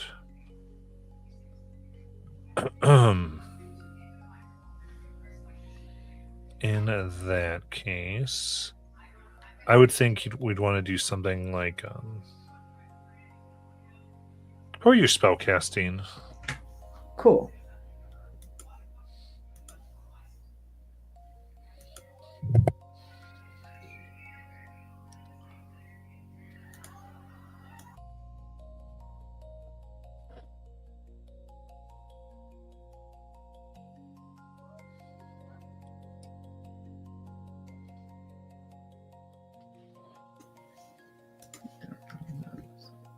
That works.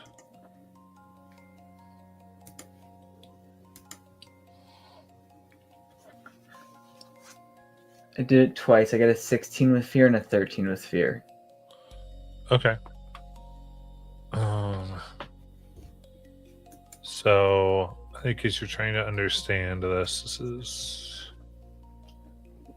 I would say, Project 12, and I think 13 shows, I think, just how hard it is. The green, by its very definition, isn't something that likes to be controlled. It does its thing. It is wild, and while it encompasses, there's no restraints. Much of it is going with the flow, and it's almost more like stay out of its way. It's really directed towards anything. But then you start to understand, I think, some of the principles with it. This idea of that it's sheer defiance of too much will, of things that would spread despair, and things that would want to control and go against others and seek to make some type of rulership. And so ultimately that's one success, so we'd go from a 12 to an 11 on this project. Cool. And it looks like on Ace, as he succeeds, is it kind of looks like there's a vine growing on his left arm, like right underneath the skin, like all the way up the arm.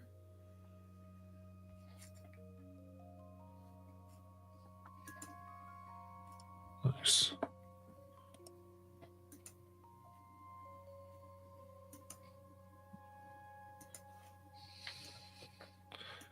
All right, so you all can see these vines growing.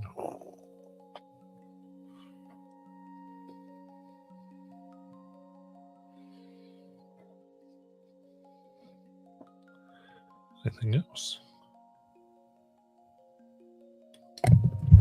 For Liza's long rest, she first does her patron, where she goes over and sets up her little portable coffee maker in the corner and makes a nice brew that comes out, and then she kind of hands it out to the group as we're watching the movie. She sips it, to keep us going for these 23 hours. Of course, she hands out coffee. And then for her 10 wounds part, she collected some of Valoran before we left, a little pieces of him, and she kind of takes it and absorbs it into herself. And as we're sitting there, kind of like a narrator voice comes out of nowhere and goes, "Main character hero mode activated." And Maya kind of looks at the group and goes, "That should be totally fine going forward, I'm sure."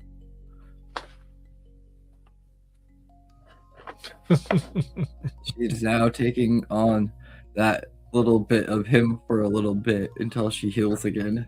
So she has a piece of him. She now thinks she's the main character. Oh, because of Valerie. Sorry. Amazing.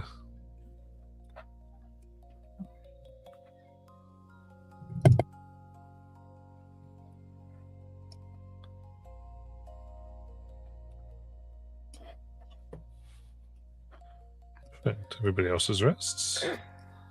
Peridot is going because for her other thing she's going to be doing, I'm not going to be working on my project. So instead I will be tending to my wounds and repairing my armor while we kind of just like enjoy watching the movie, the show, I mean, the episodes, and like her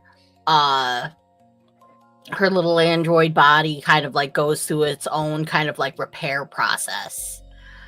There's like a little kind of like blip in the corner of her vision that notes that she's entering repair mode, self-repair mode, and to not move. And she kind of like peers at Yrel, who's asleep on her shoulder, and thinks, well, I wasn't gonna move anyway, so it's a good time. Nice.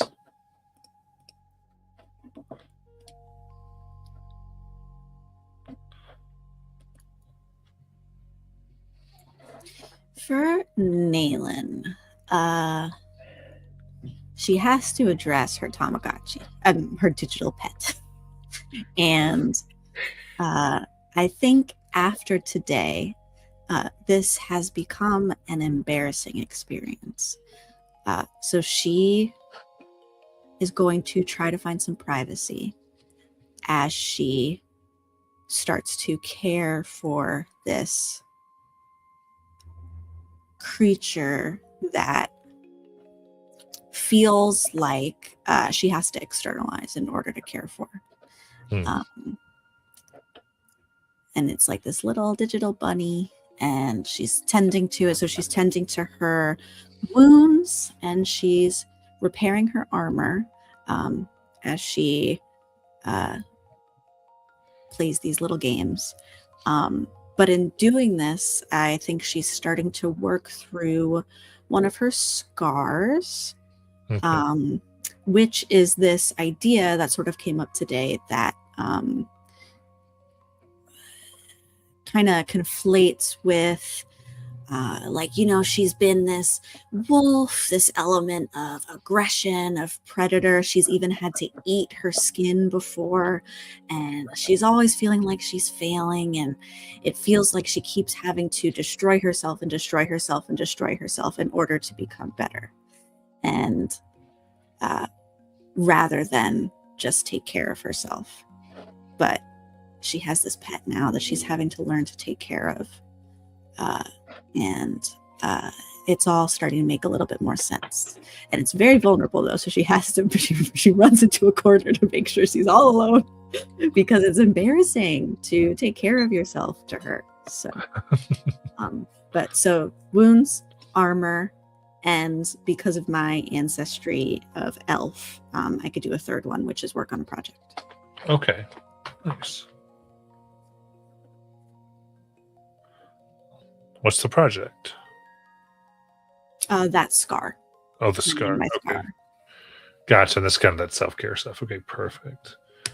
I think you've set the difficulty on it before of a 6. The countdown. Yes. The countdown, I mean. And 6 is left, basically. Yeah. Okay. Let's do a knowledge roll.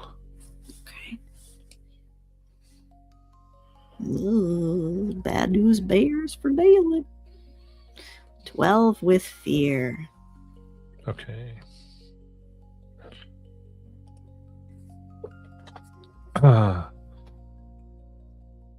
Right. Well, 12 with fear. Yeah, I believe as. What do you feel as you're. Again, I think you would get caught up in something, like some type of pathway of thinking that doesn't seem to quite. That kind of overwhelms you. Where you're unable to get past what happened to you in relation to this. What is that, and the kind of. What is the visual that Nealon reacts to? I think it maybe would just be that feeling of embarrassment is sort of overwhelming. It feels like almost like weak or whatever to think that, I mean, caring for a bunny is one thing, but she's a hero of the Blue Rose, an agent, this kind of stuff. To think she would need this type of care and even to struggle learning it, even that also is embarrassing. And she just keeps getting in her own way, her own thought of, if this is a struggle, you should be better than it. But also that you have to do this, how embarrassing. You don't want anyone to see you like this. That makes sense.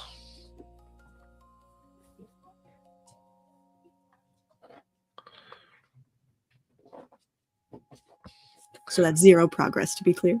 Correct. Nah, son of a bitch. Okay. Thank you very much.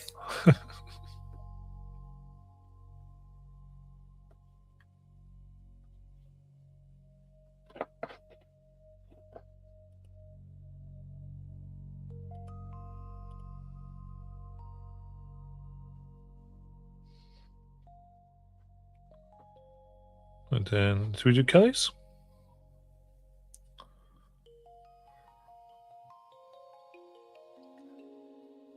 Kelly will, as the show goes on, excuse herself for a bit to go and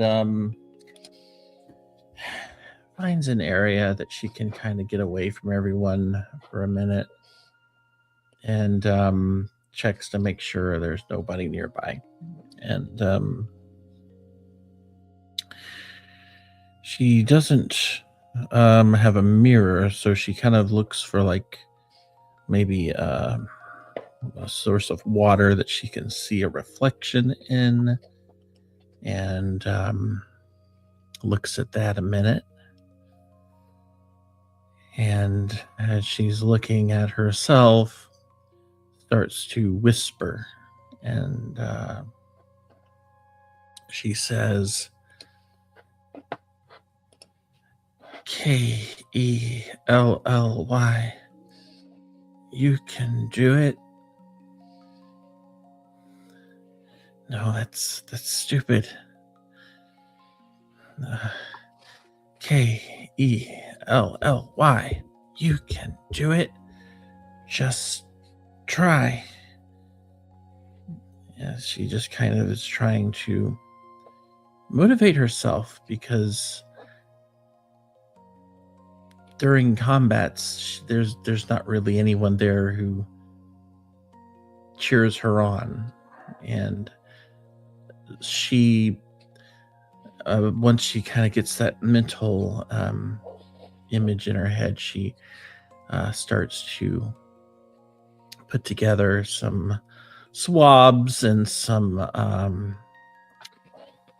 alcohol, and just starts to tend to where she was attacked.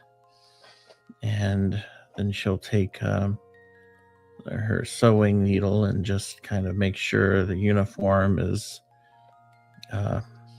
fitted correctly and that there are no visible tears anymore. And she kind of does a good job of hiding those. And she remembers her own speech earlier and tries to draw back on that to relieve herself of all the stress that she's been feeling. And by the end of it, she manages to fix her uniform.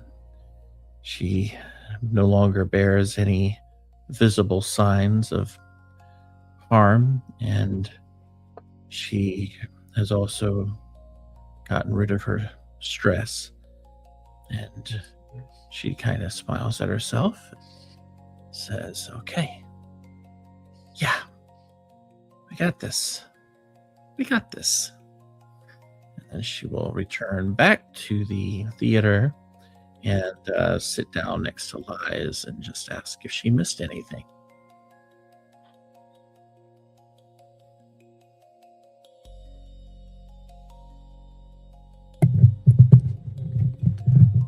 Yeah, they eliminated Anakin Vader. That's too bad.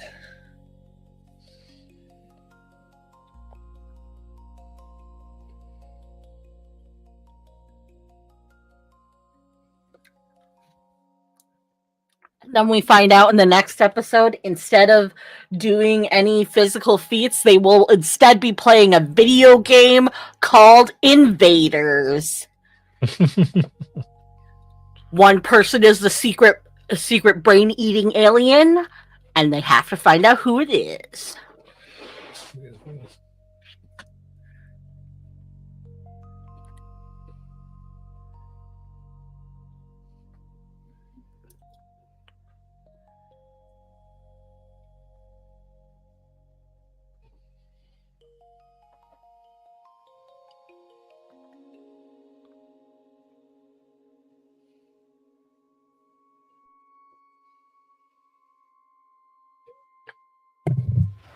Anything else?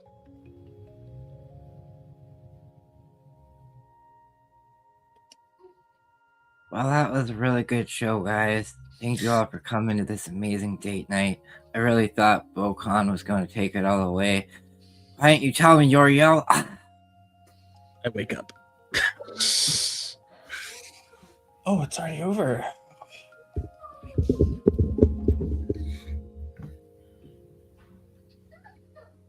Yeah, you guys missed the finale. Oh, it's all right. Well, you could tell us all about it. I was the only one watching as everyone else finally passed out. She goes, yeah, they gave this cool thing away called the lightsaber. It was really cool. I really want one, but I think it's like you have to go on the game to win it. You should apply to get on the game.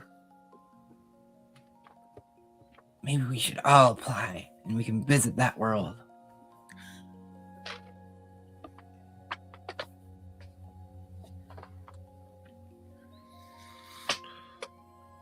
That does bring me to our next point. I guess we should be getting back to the ship now that we actually did something good. Yeah, do we need to finish anything with the people here? Talk to them, make sure we're all good? Because I feel like we should, right? I mean, we should probably check in, make sure,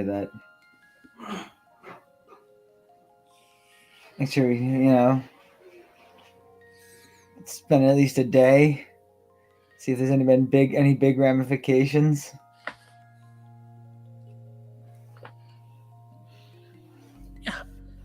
Do we know how to get back to the ship? No.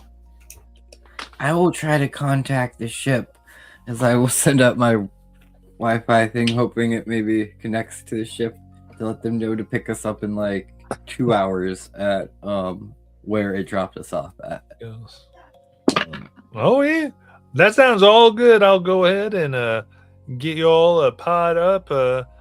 Looks like all of our systems show that the planet has stabilized. Congratulations, not perishing in emotional turmoil. Thank you.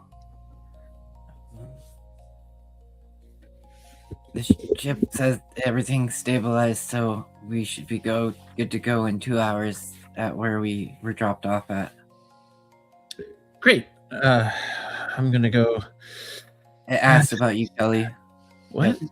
What? Because you had a thing for the ship, right? Uh-huh. It asked about me. I was just trying to make something joke. Okay, sorry, never mind. No, it was funny. She awkwardly starts moving. Okay, we need to go. I'm gonna go find the mayor or whoever it was. Caretaker Palin. That one. Yeah.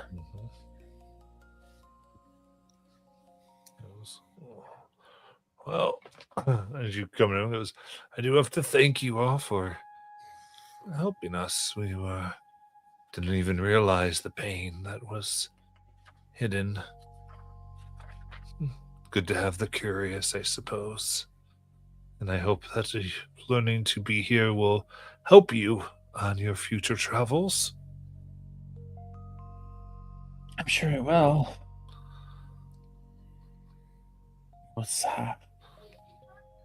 It was nice meeting you all.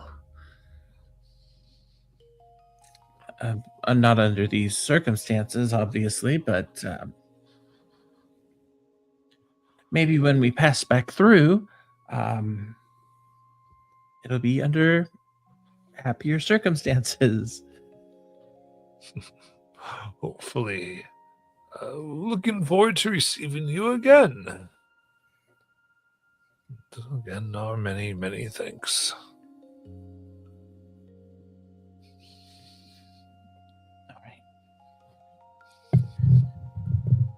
Liz is at the drop off point. She has her little crystal camera that she like records her podcasting on, and she's pulled it out and she's, Yes, the job was well done. The new leader, I am of the group, managed to accomplish everything that we needed here. And now we're about to move on. My lackeys are in the town telling them everything that I have accomplished here and done. Mission statement out. She puts it away.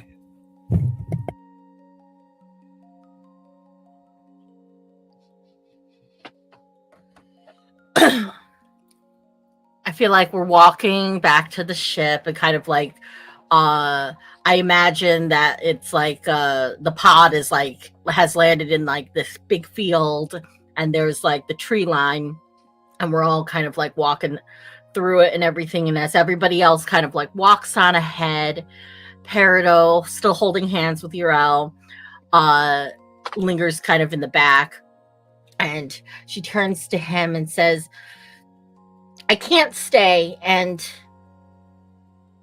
I can't take you with me. I'm sorry to hear that. But in the meantime, I have this. And she hands him what looks to be kind of like a little the same blue as like her stones, a blue brick, but it has like a little screen, and she taps the screen and it lights up and it basically works like an iPad. But like, whoa! Thank you. It's so we can send messages to each other, and it takes pictures. Oh, sends a message. I'll miss you. Comes in like that. Yeah, and Peridot pulls out her matching one, and she turns it, and it takes a picture of them both and saves it as the background. Oh. Perfect. And while we're traveling, I'll take lots of pictures and tell you all about the different adventures we have. And on our way back, we'll stop in and we'll see what happens.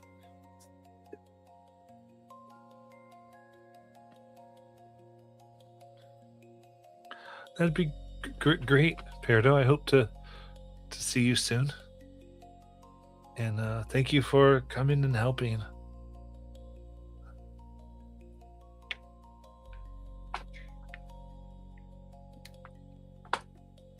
I'll miss you.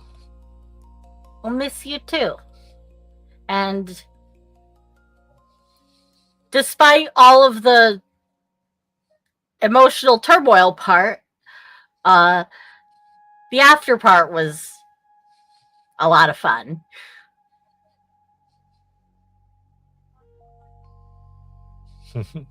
It kind of gets red and leans over, I think, to give Peridot a kiss on the cheek. There's kind of like a little bit of like static electricity that kind of like disperses off of the stones on her in her hair. Well, we kind of gotta get going. And she looks over her shoulder, and everybody's at the ship looking at her from across the distance. She's like, "But I'll see you soon." And she quickly gives him a kiss on the cheek, and then takes off running.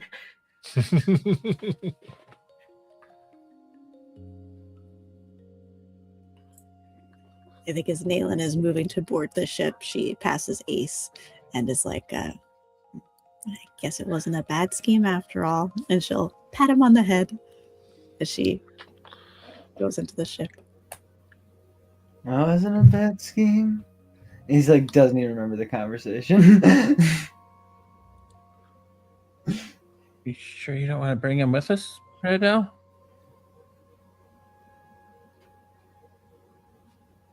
I don't want anything bad to happen to him. Okay. And I know that the places we're going, there's going to be a lot of different things that we're going to face. And then we're going to have to come back this way, and there might be other things that we have to do too. And Right. I have a few things I want to finish first. Sure. Well, that's pretty cool what you made.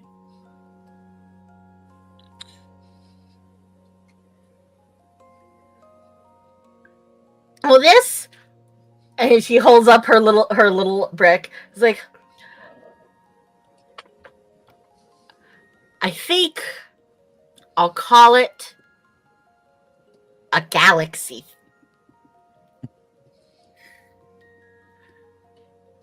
I like that. Because it could show you the world. And she turns it and takes a picture of all of you guys together. Link.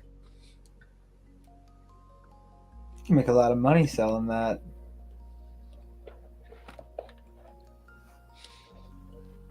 And she kind of like pulls it close to her chest. And is like, never. Wow. You've changed. I was gonna say, coming from the doll that we first met who wanted to build an empire.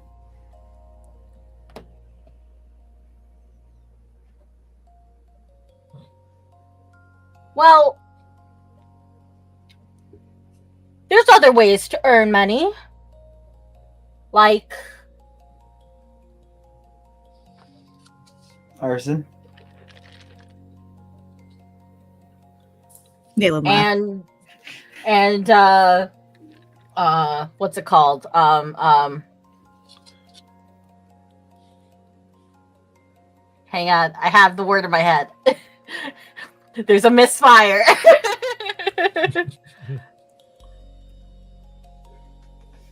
And the insurance policy. That's it.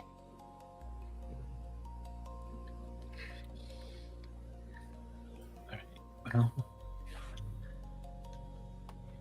I am going to figure out how this ship works and maybe say hello to. Oh, God.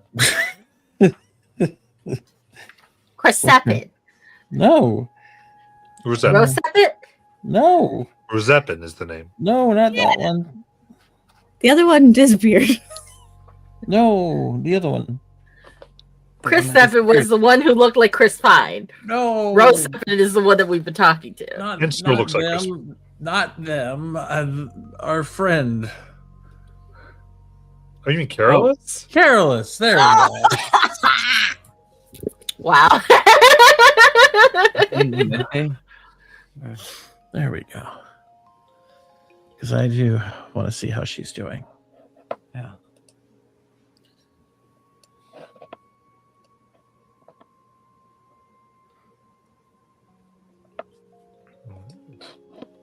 And getting on the return pod, you get strapped in, and it begins to lift off of the planet, going faster and faster as you feel the force begin to melt you into the seats, like your head's being impacted upon your shoulders.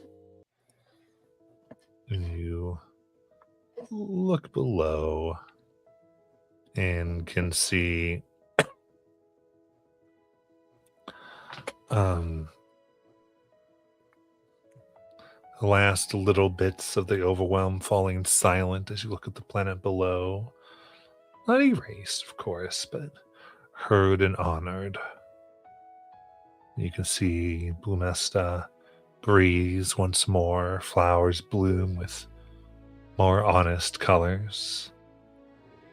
You can see the mural itself is no longer a lie, but layered truth. Yarao already had begun. It's bold and imperfect. And you hear Rosepin's voice with a nostalgic pop comes in. Welcome back, Blue Rose Initiates. Mission log updated. Emotional pressure relieved. Number of dramatic monologues were frankly excessive, but I missed you. We missed you. Feels good to be back on the ship. But I like a dramatic monologue.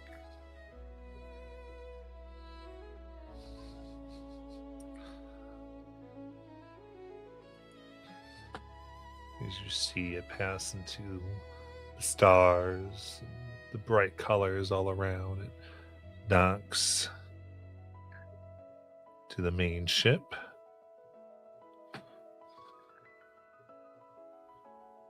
All right. Well, glad to see y'all did well as the hologram kind of comes into being. And for you to take a rest and get ready. We'll start going forward, I'm sure, in a little bit. Oh, we're fully rested, trust me. But, Good. Noted. You don't need any time to yourself. It's fantastic. Oh, well. Log updated. Hold on. You said rest. Now, I meant sleep. Now, obviously, if there is a hot tub available, we should definitely catch up with Carolus. And hopefully she's doing okay. Ship already's begun to move. Uh-huh. You got it. I'm going to check on her. As the new leader of the group, I should update the computer systems and make sure everything's running perfectly fine. Elias walks forward, starts trying to figure out how to work this computer with All right. Rosepin's help, if you Yeah. could. Let's see if you can interface. I'll be all good while kind of sees Kelly go like, all right, you have a good time there, cutie. You can refer to me as the cute one, since I am the new leader. Thank you. And I try to interface. Is this wire connects? I mean, you can order me all you want, but my eyes don't lie when I stare over at her. She's taken. Well, that may be the case, but it's been my censure programming to continuously flirt with her. I have now found my new enemy. As I try to interface. Give me a knowledge roll. Oh my god. Okay. Oh, definitely. Yeah. I think I'm fine. This is fine. So that is going to be 9, 10, 11 plus 4, 15, 16, 17, 18 with fear. Okay.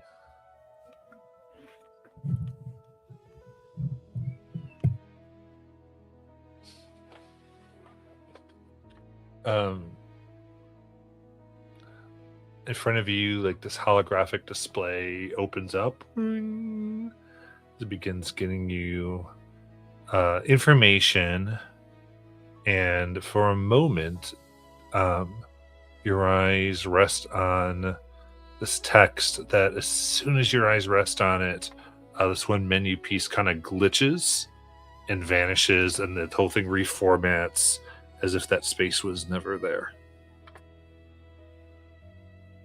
Did I catch what it said before it vanished? You look, you're like, what's it say? Mother Protocol. As the main character of the story, now I keep that to myself. Yep. I feel bad for the group for taking up that piece of him in me, but it is what it is. It is fine. I figured this out. Yep. And that is my scene.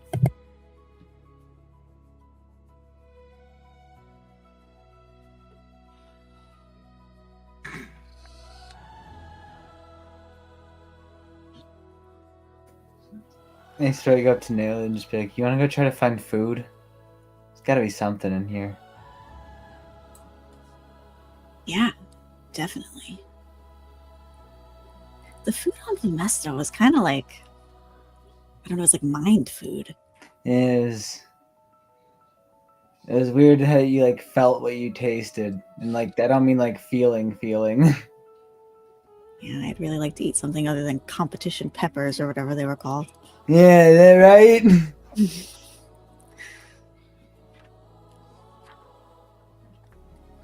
Maybe a fridge somewhere. Hey, Rosepin, Yeah. is there like a canteen, a kitchen? Oh yeah, it's gonna be over at the pedal plate. Okay.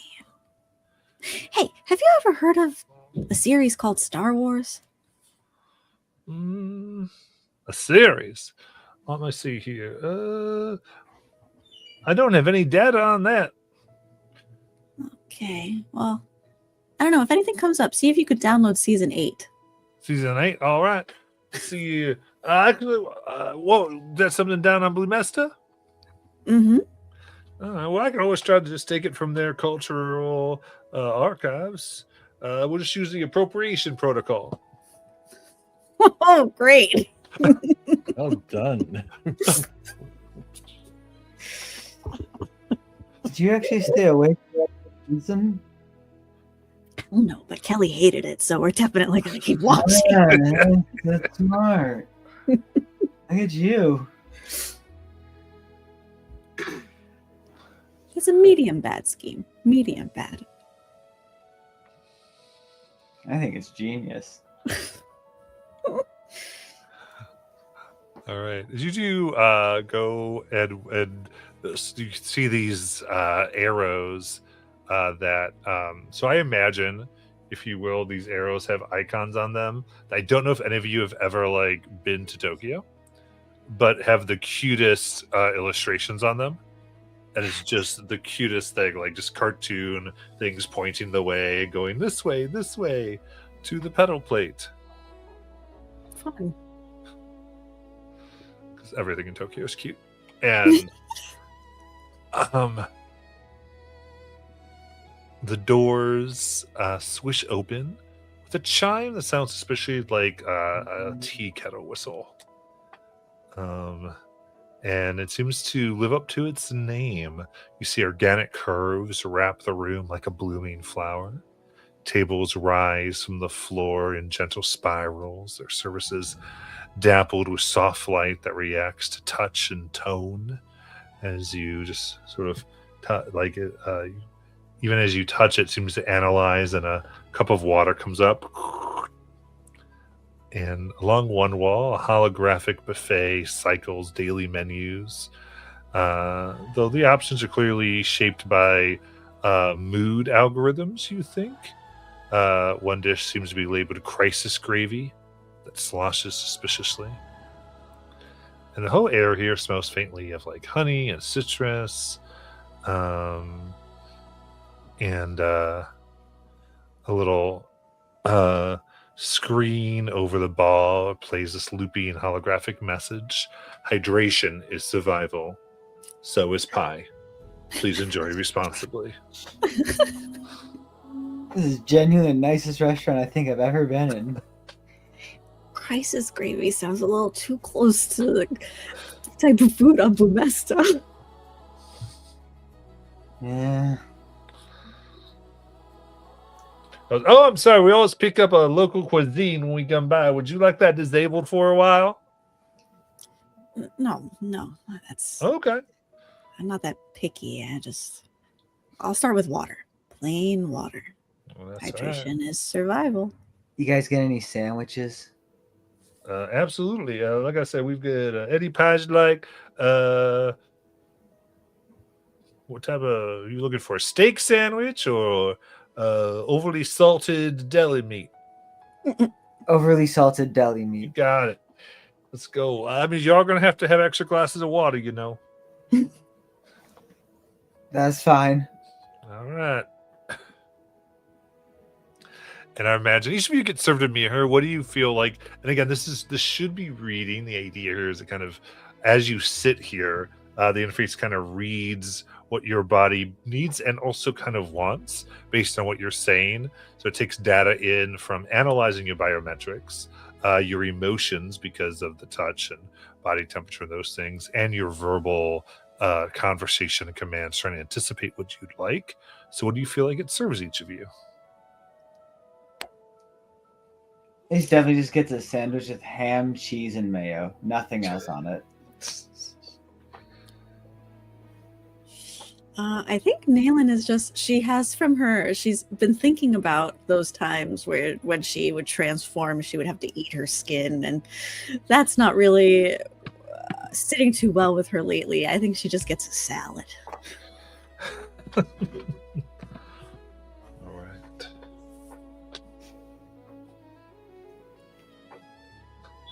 Salad you eat and music kind of plays and I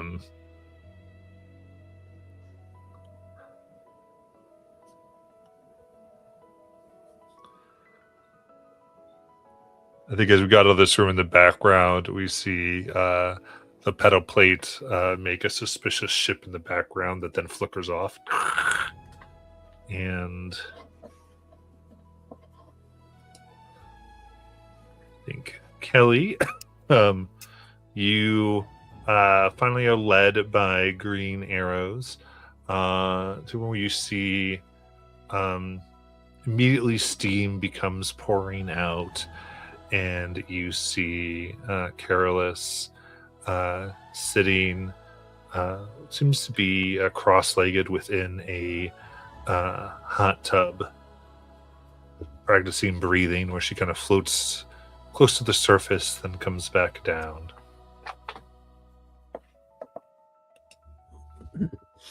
Hey there. How you feeling? Opens her eyes. Huh.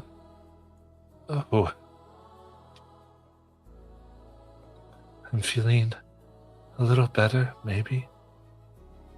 Good.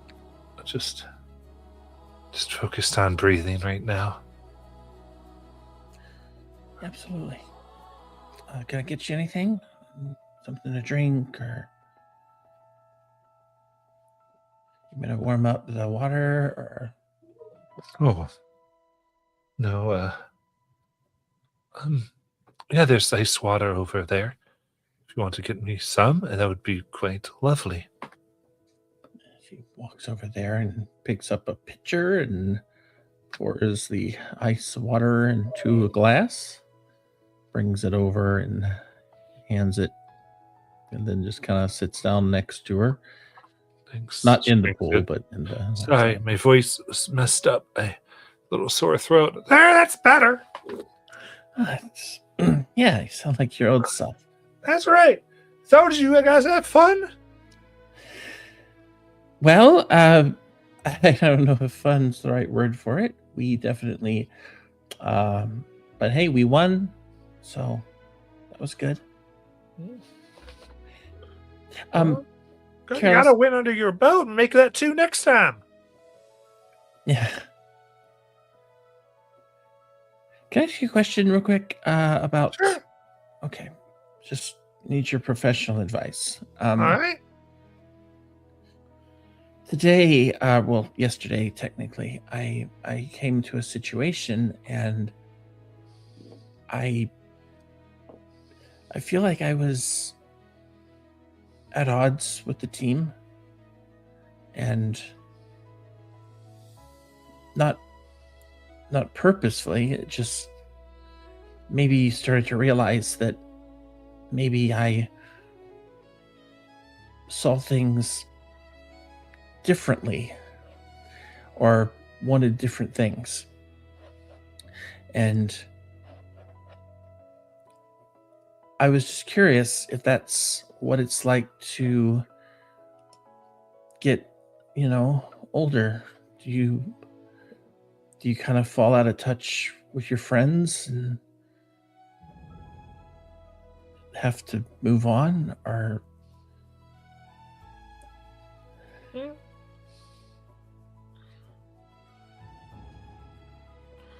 Kind of things. Well, I mean, there's always moving on. There's the next relationships and things change. And things change. I mean, just have to figure it out. Doesn't mean you have to break all contact, but, you have to Right. go find something else. Something else, you can definitely, but also just because you have different ideas from everyone else doesn't mean you're at odds with them. no, of course not. I think I was talking to this heart today, and as I was talking to the heart, I started to realize that I was giving the heart advice and maybe giving myself advice at the same time, and it made me really wonder what everybody's values were here, and maybe that's something I need to figure out, because that might lead to actual problems if it's not resolved, right?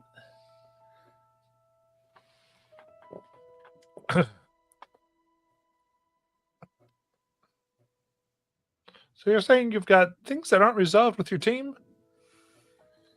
I know, same old story, but yeah, I am. I mean, sure, just resolve them. Right. Okay. I don't know what's so hard. Well, how do I do it? Well, you talk to them. I mean, we've been in therapy a while, Kelly. Just talk to them.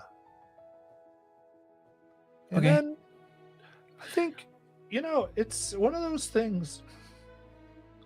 Part of friendship is letting the things that aren't resolved be. Like you see if there's some resolution, and then you're just like, that's fine. There's just always going to be this tension. It's always going to be uncomfortable, and that's okay. Okay. Yeah. Or if it's not okay, you just will have far less friends in your life. And I hope you enjoy, the loneliness. Some people do. Wow. Okay. That there's those who go, well, it's all right. And you focus on what is there, and you don't try to, not things aren't always at odds. The nice thing is often everyone can go from, their own perspective and still make things work.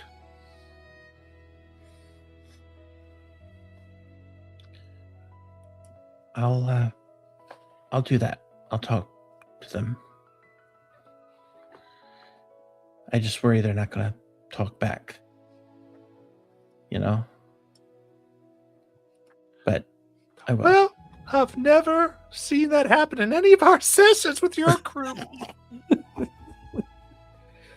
That would be weird. Well, thank you, Careless. And I just kind of sit with her a while. All right, I think there we're gonna end for tonight.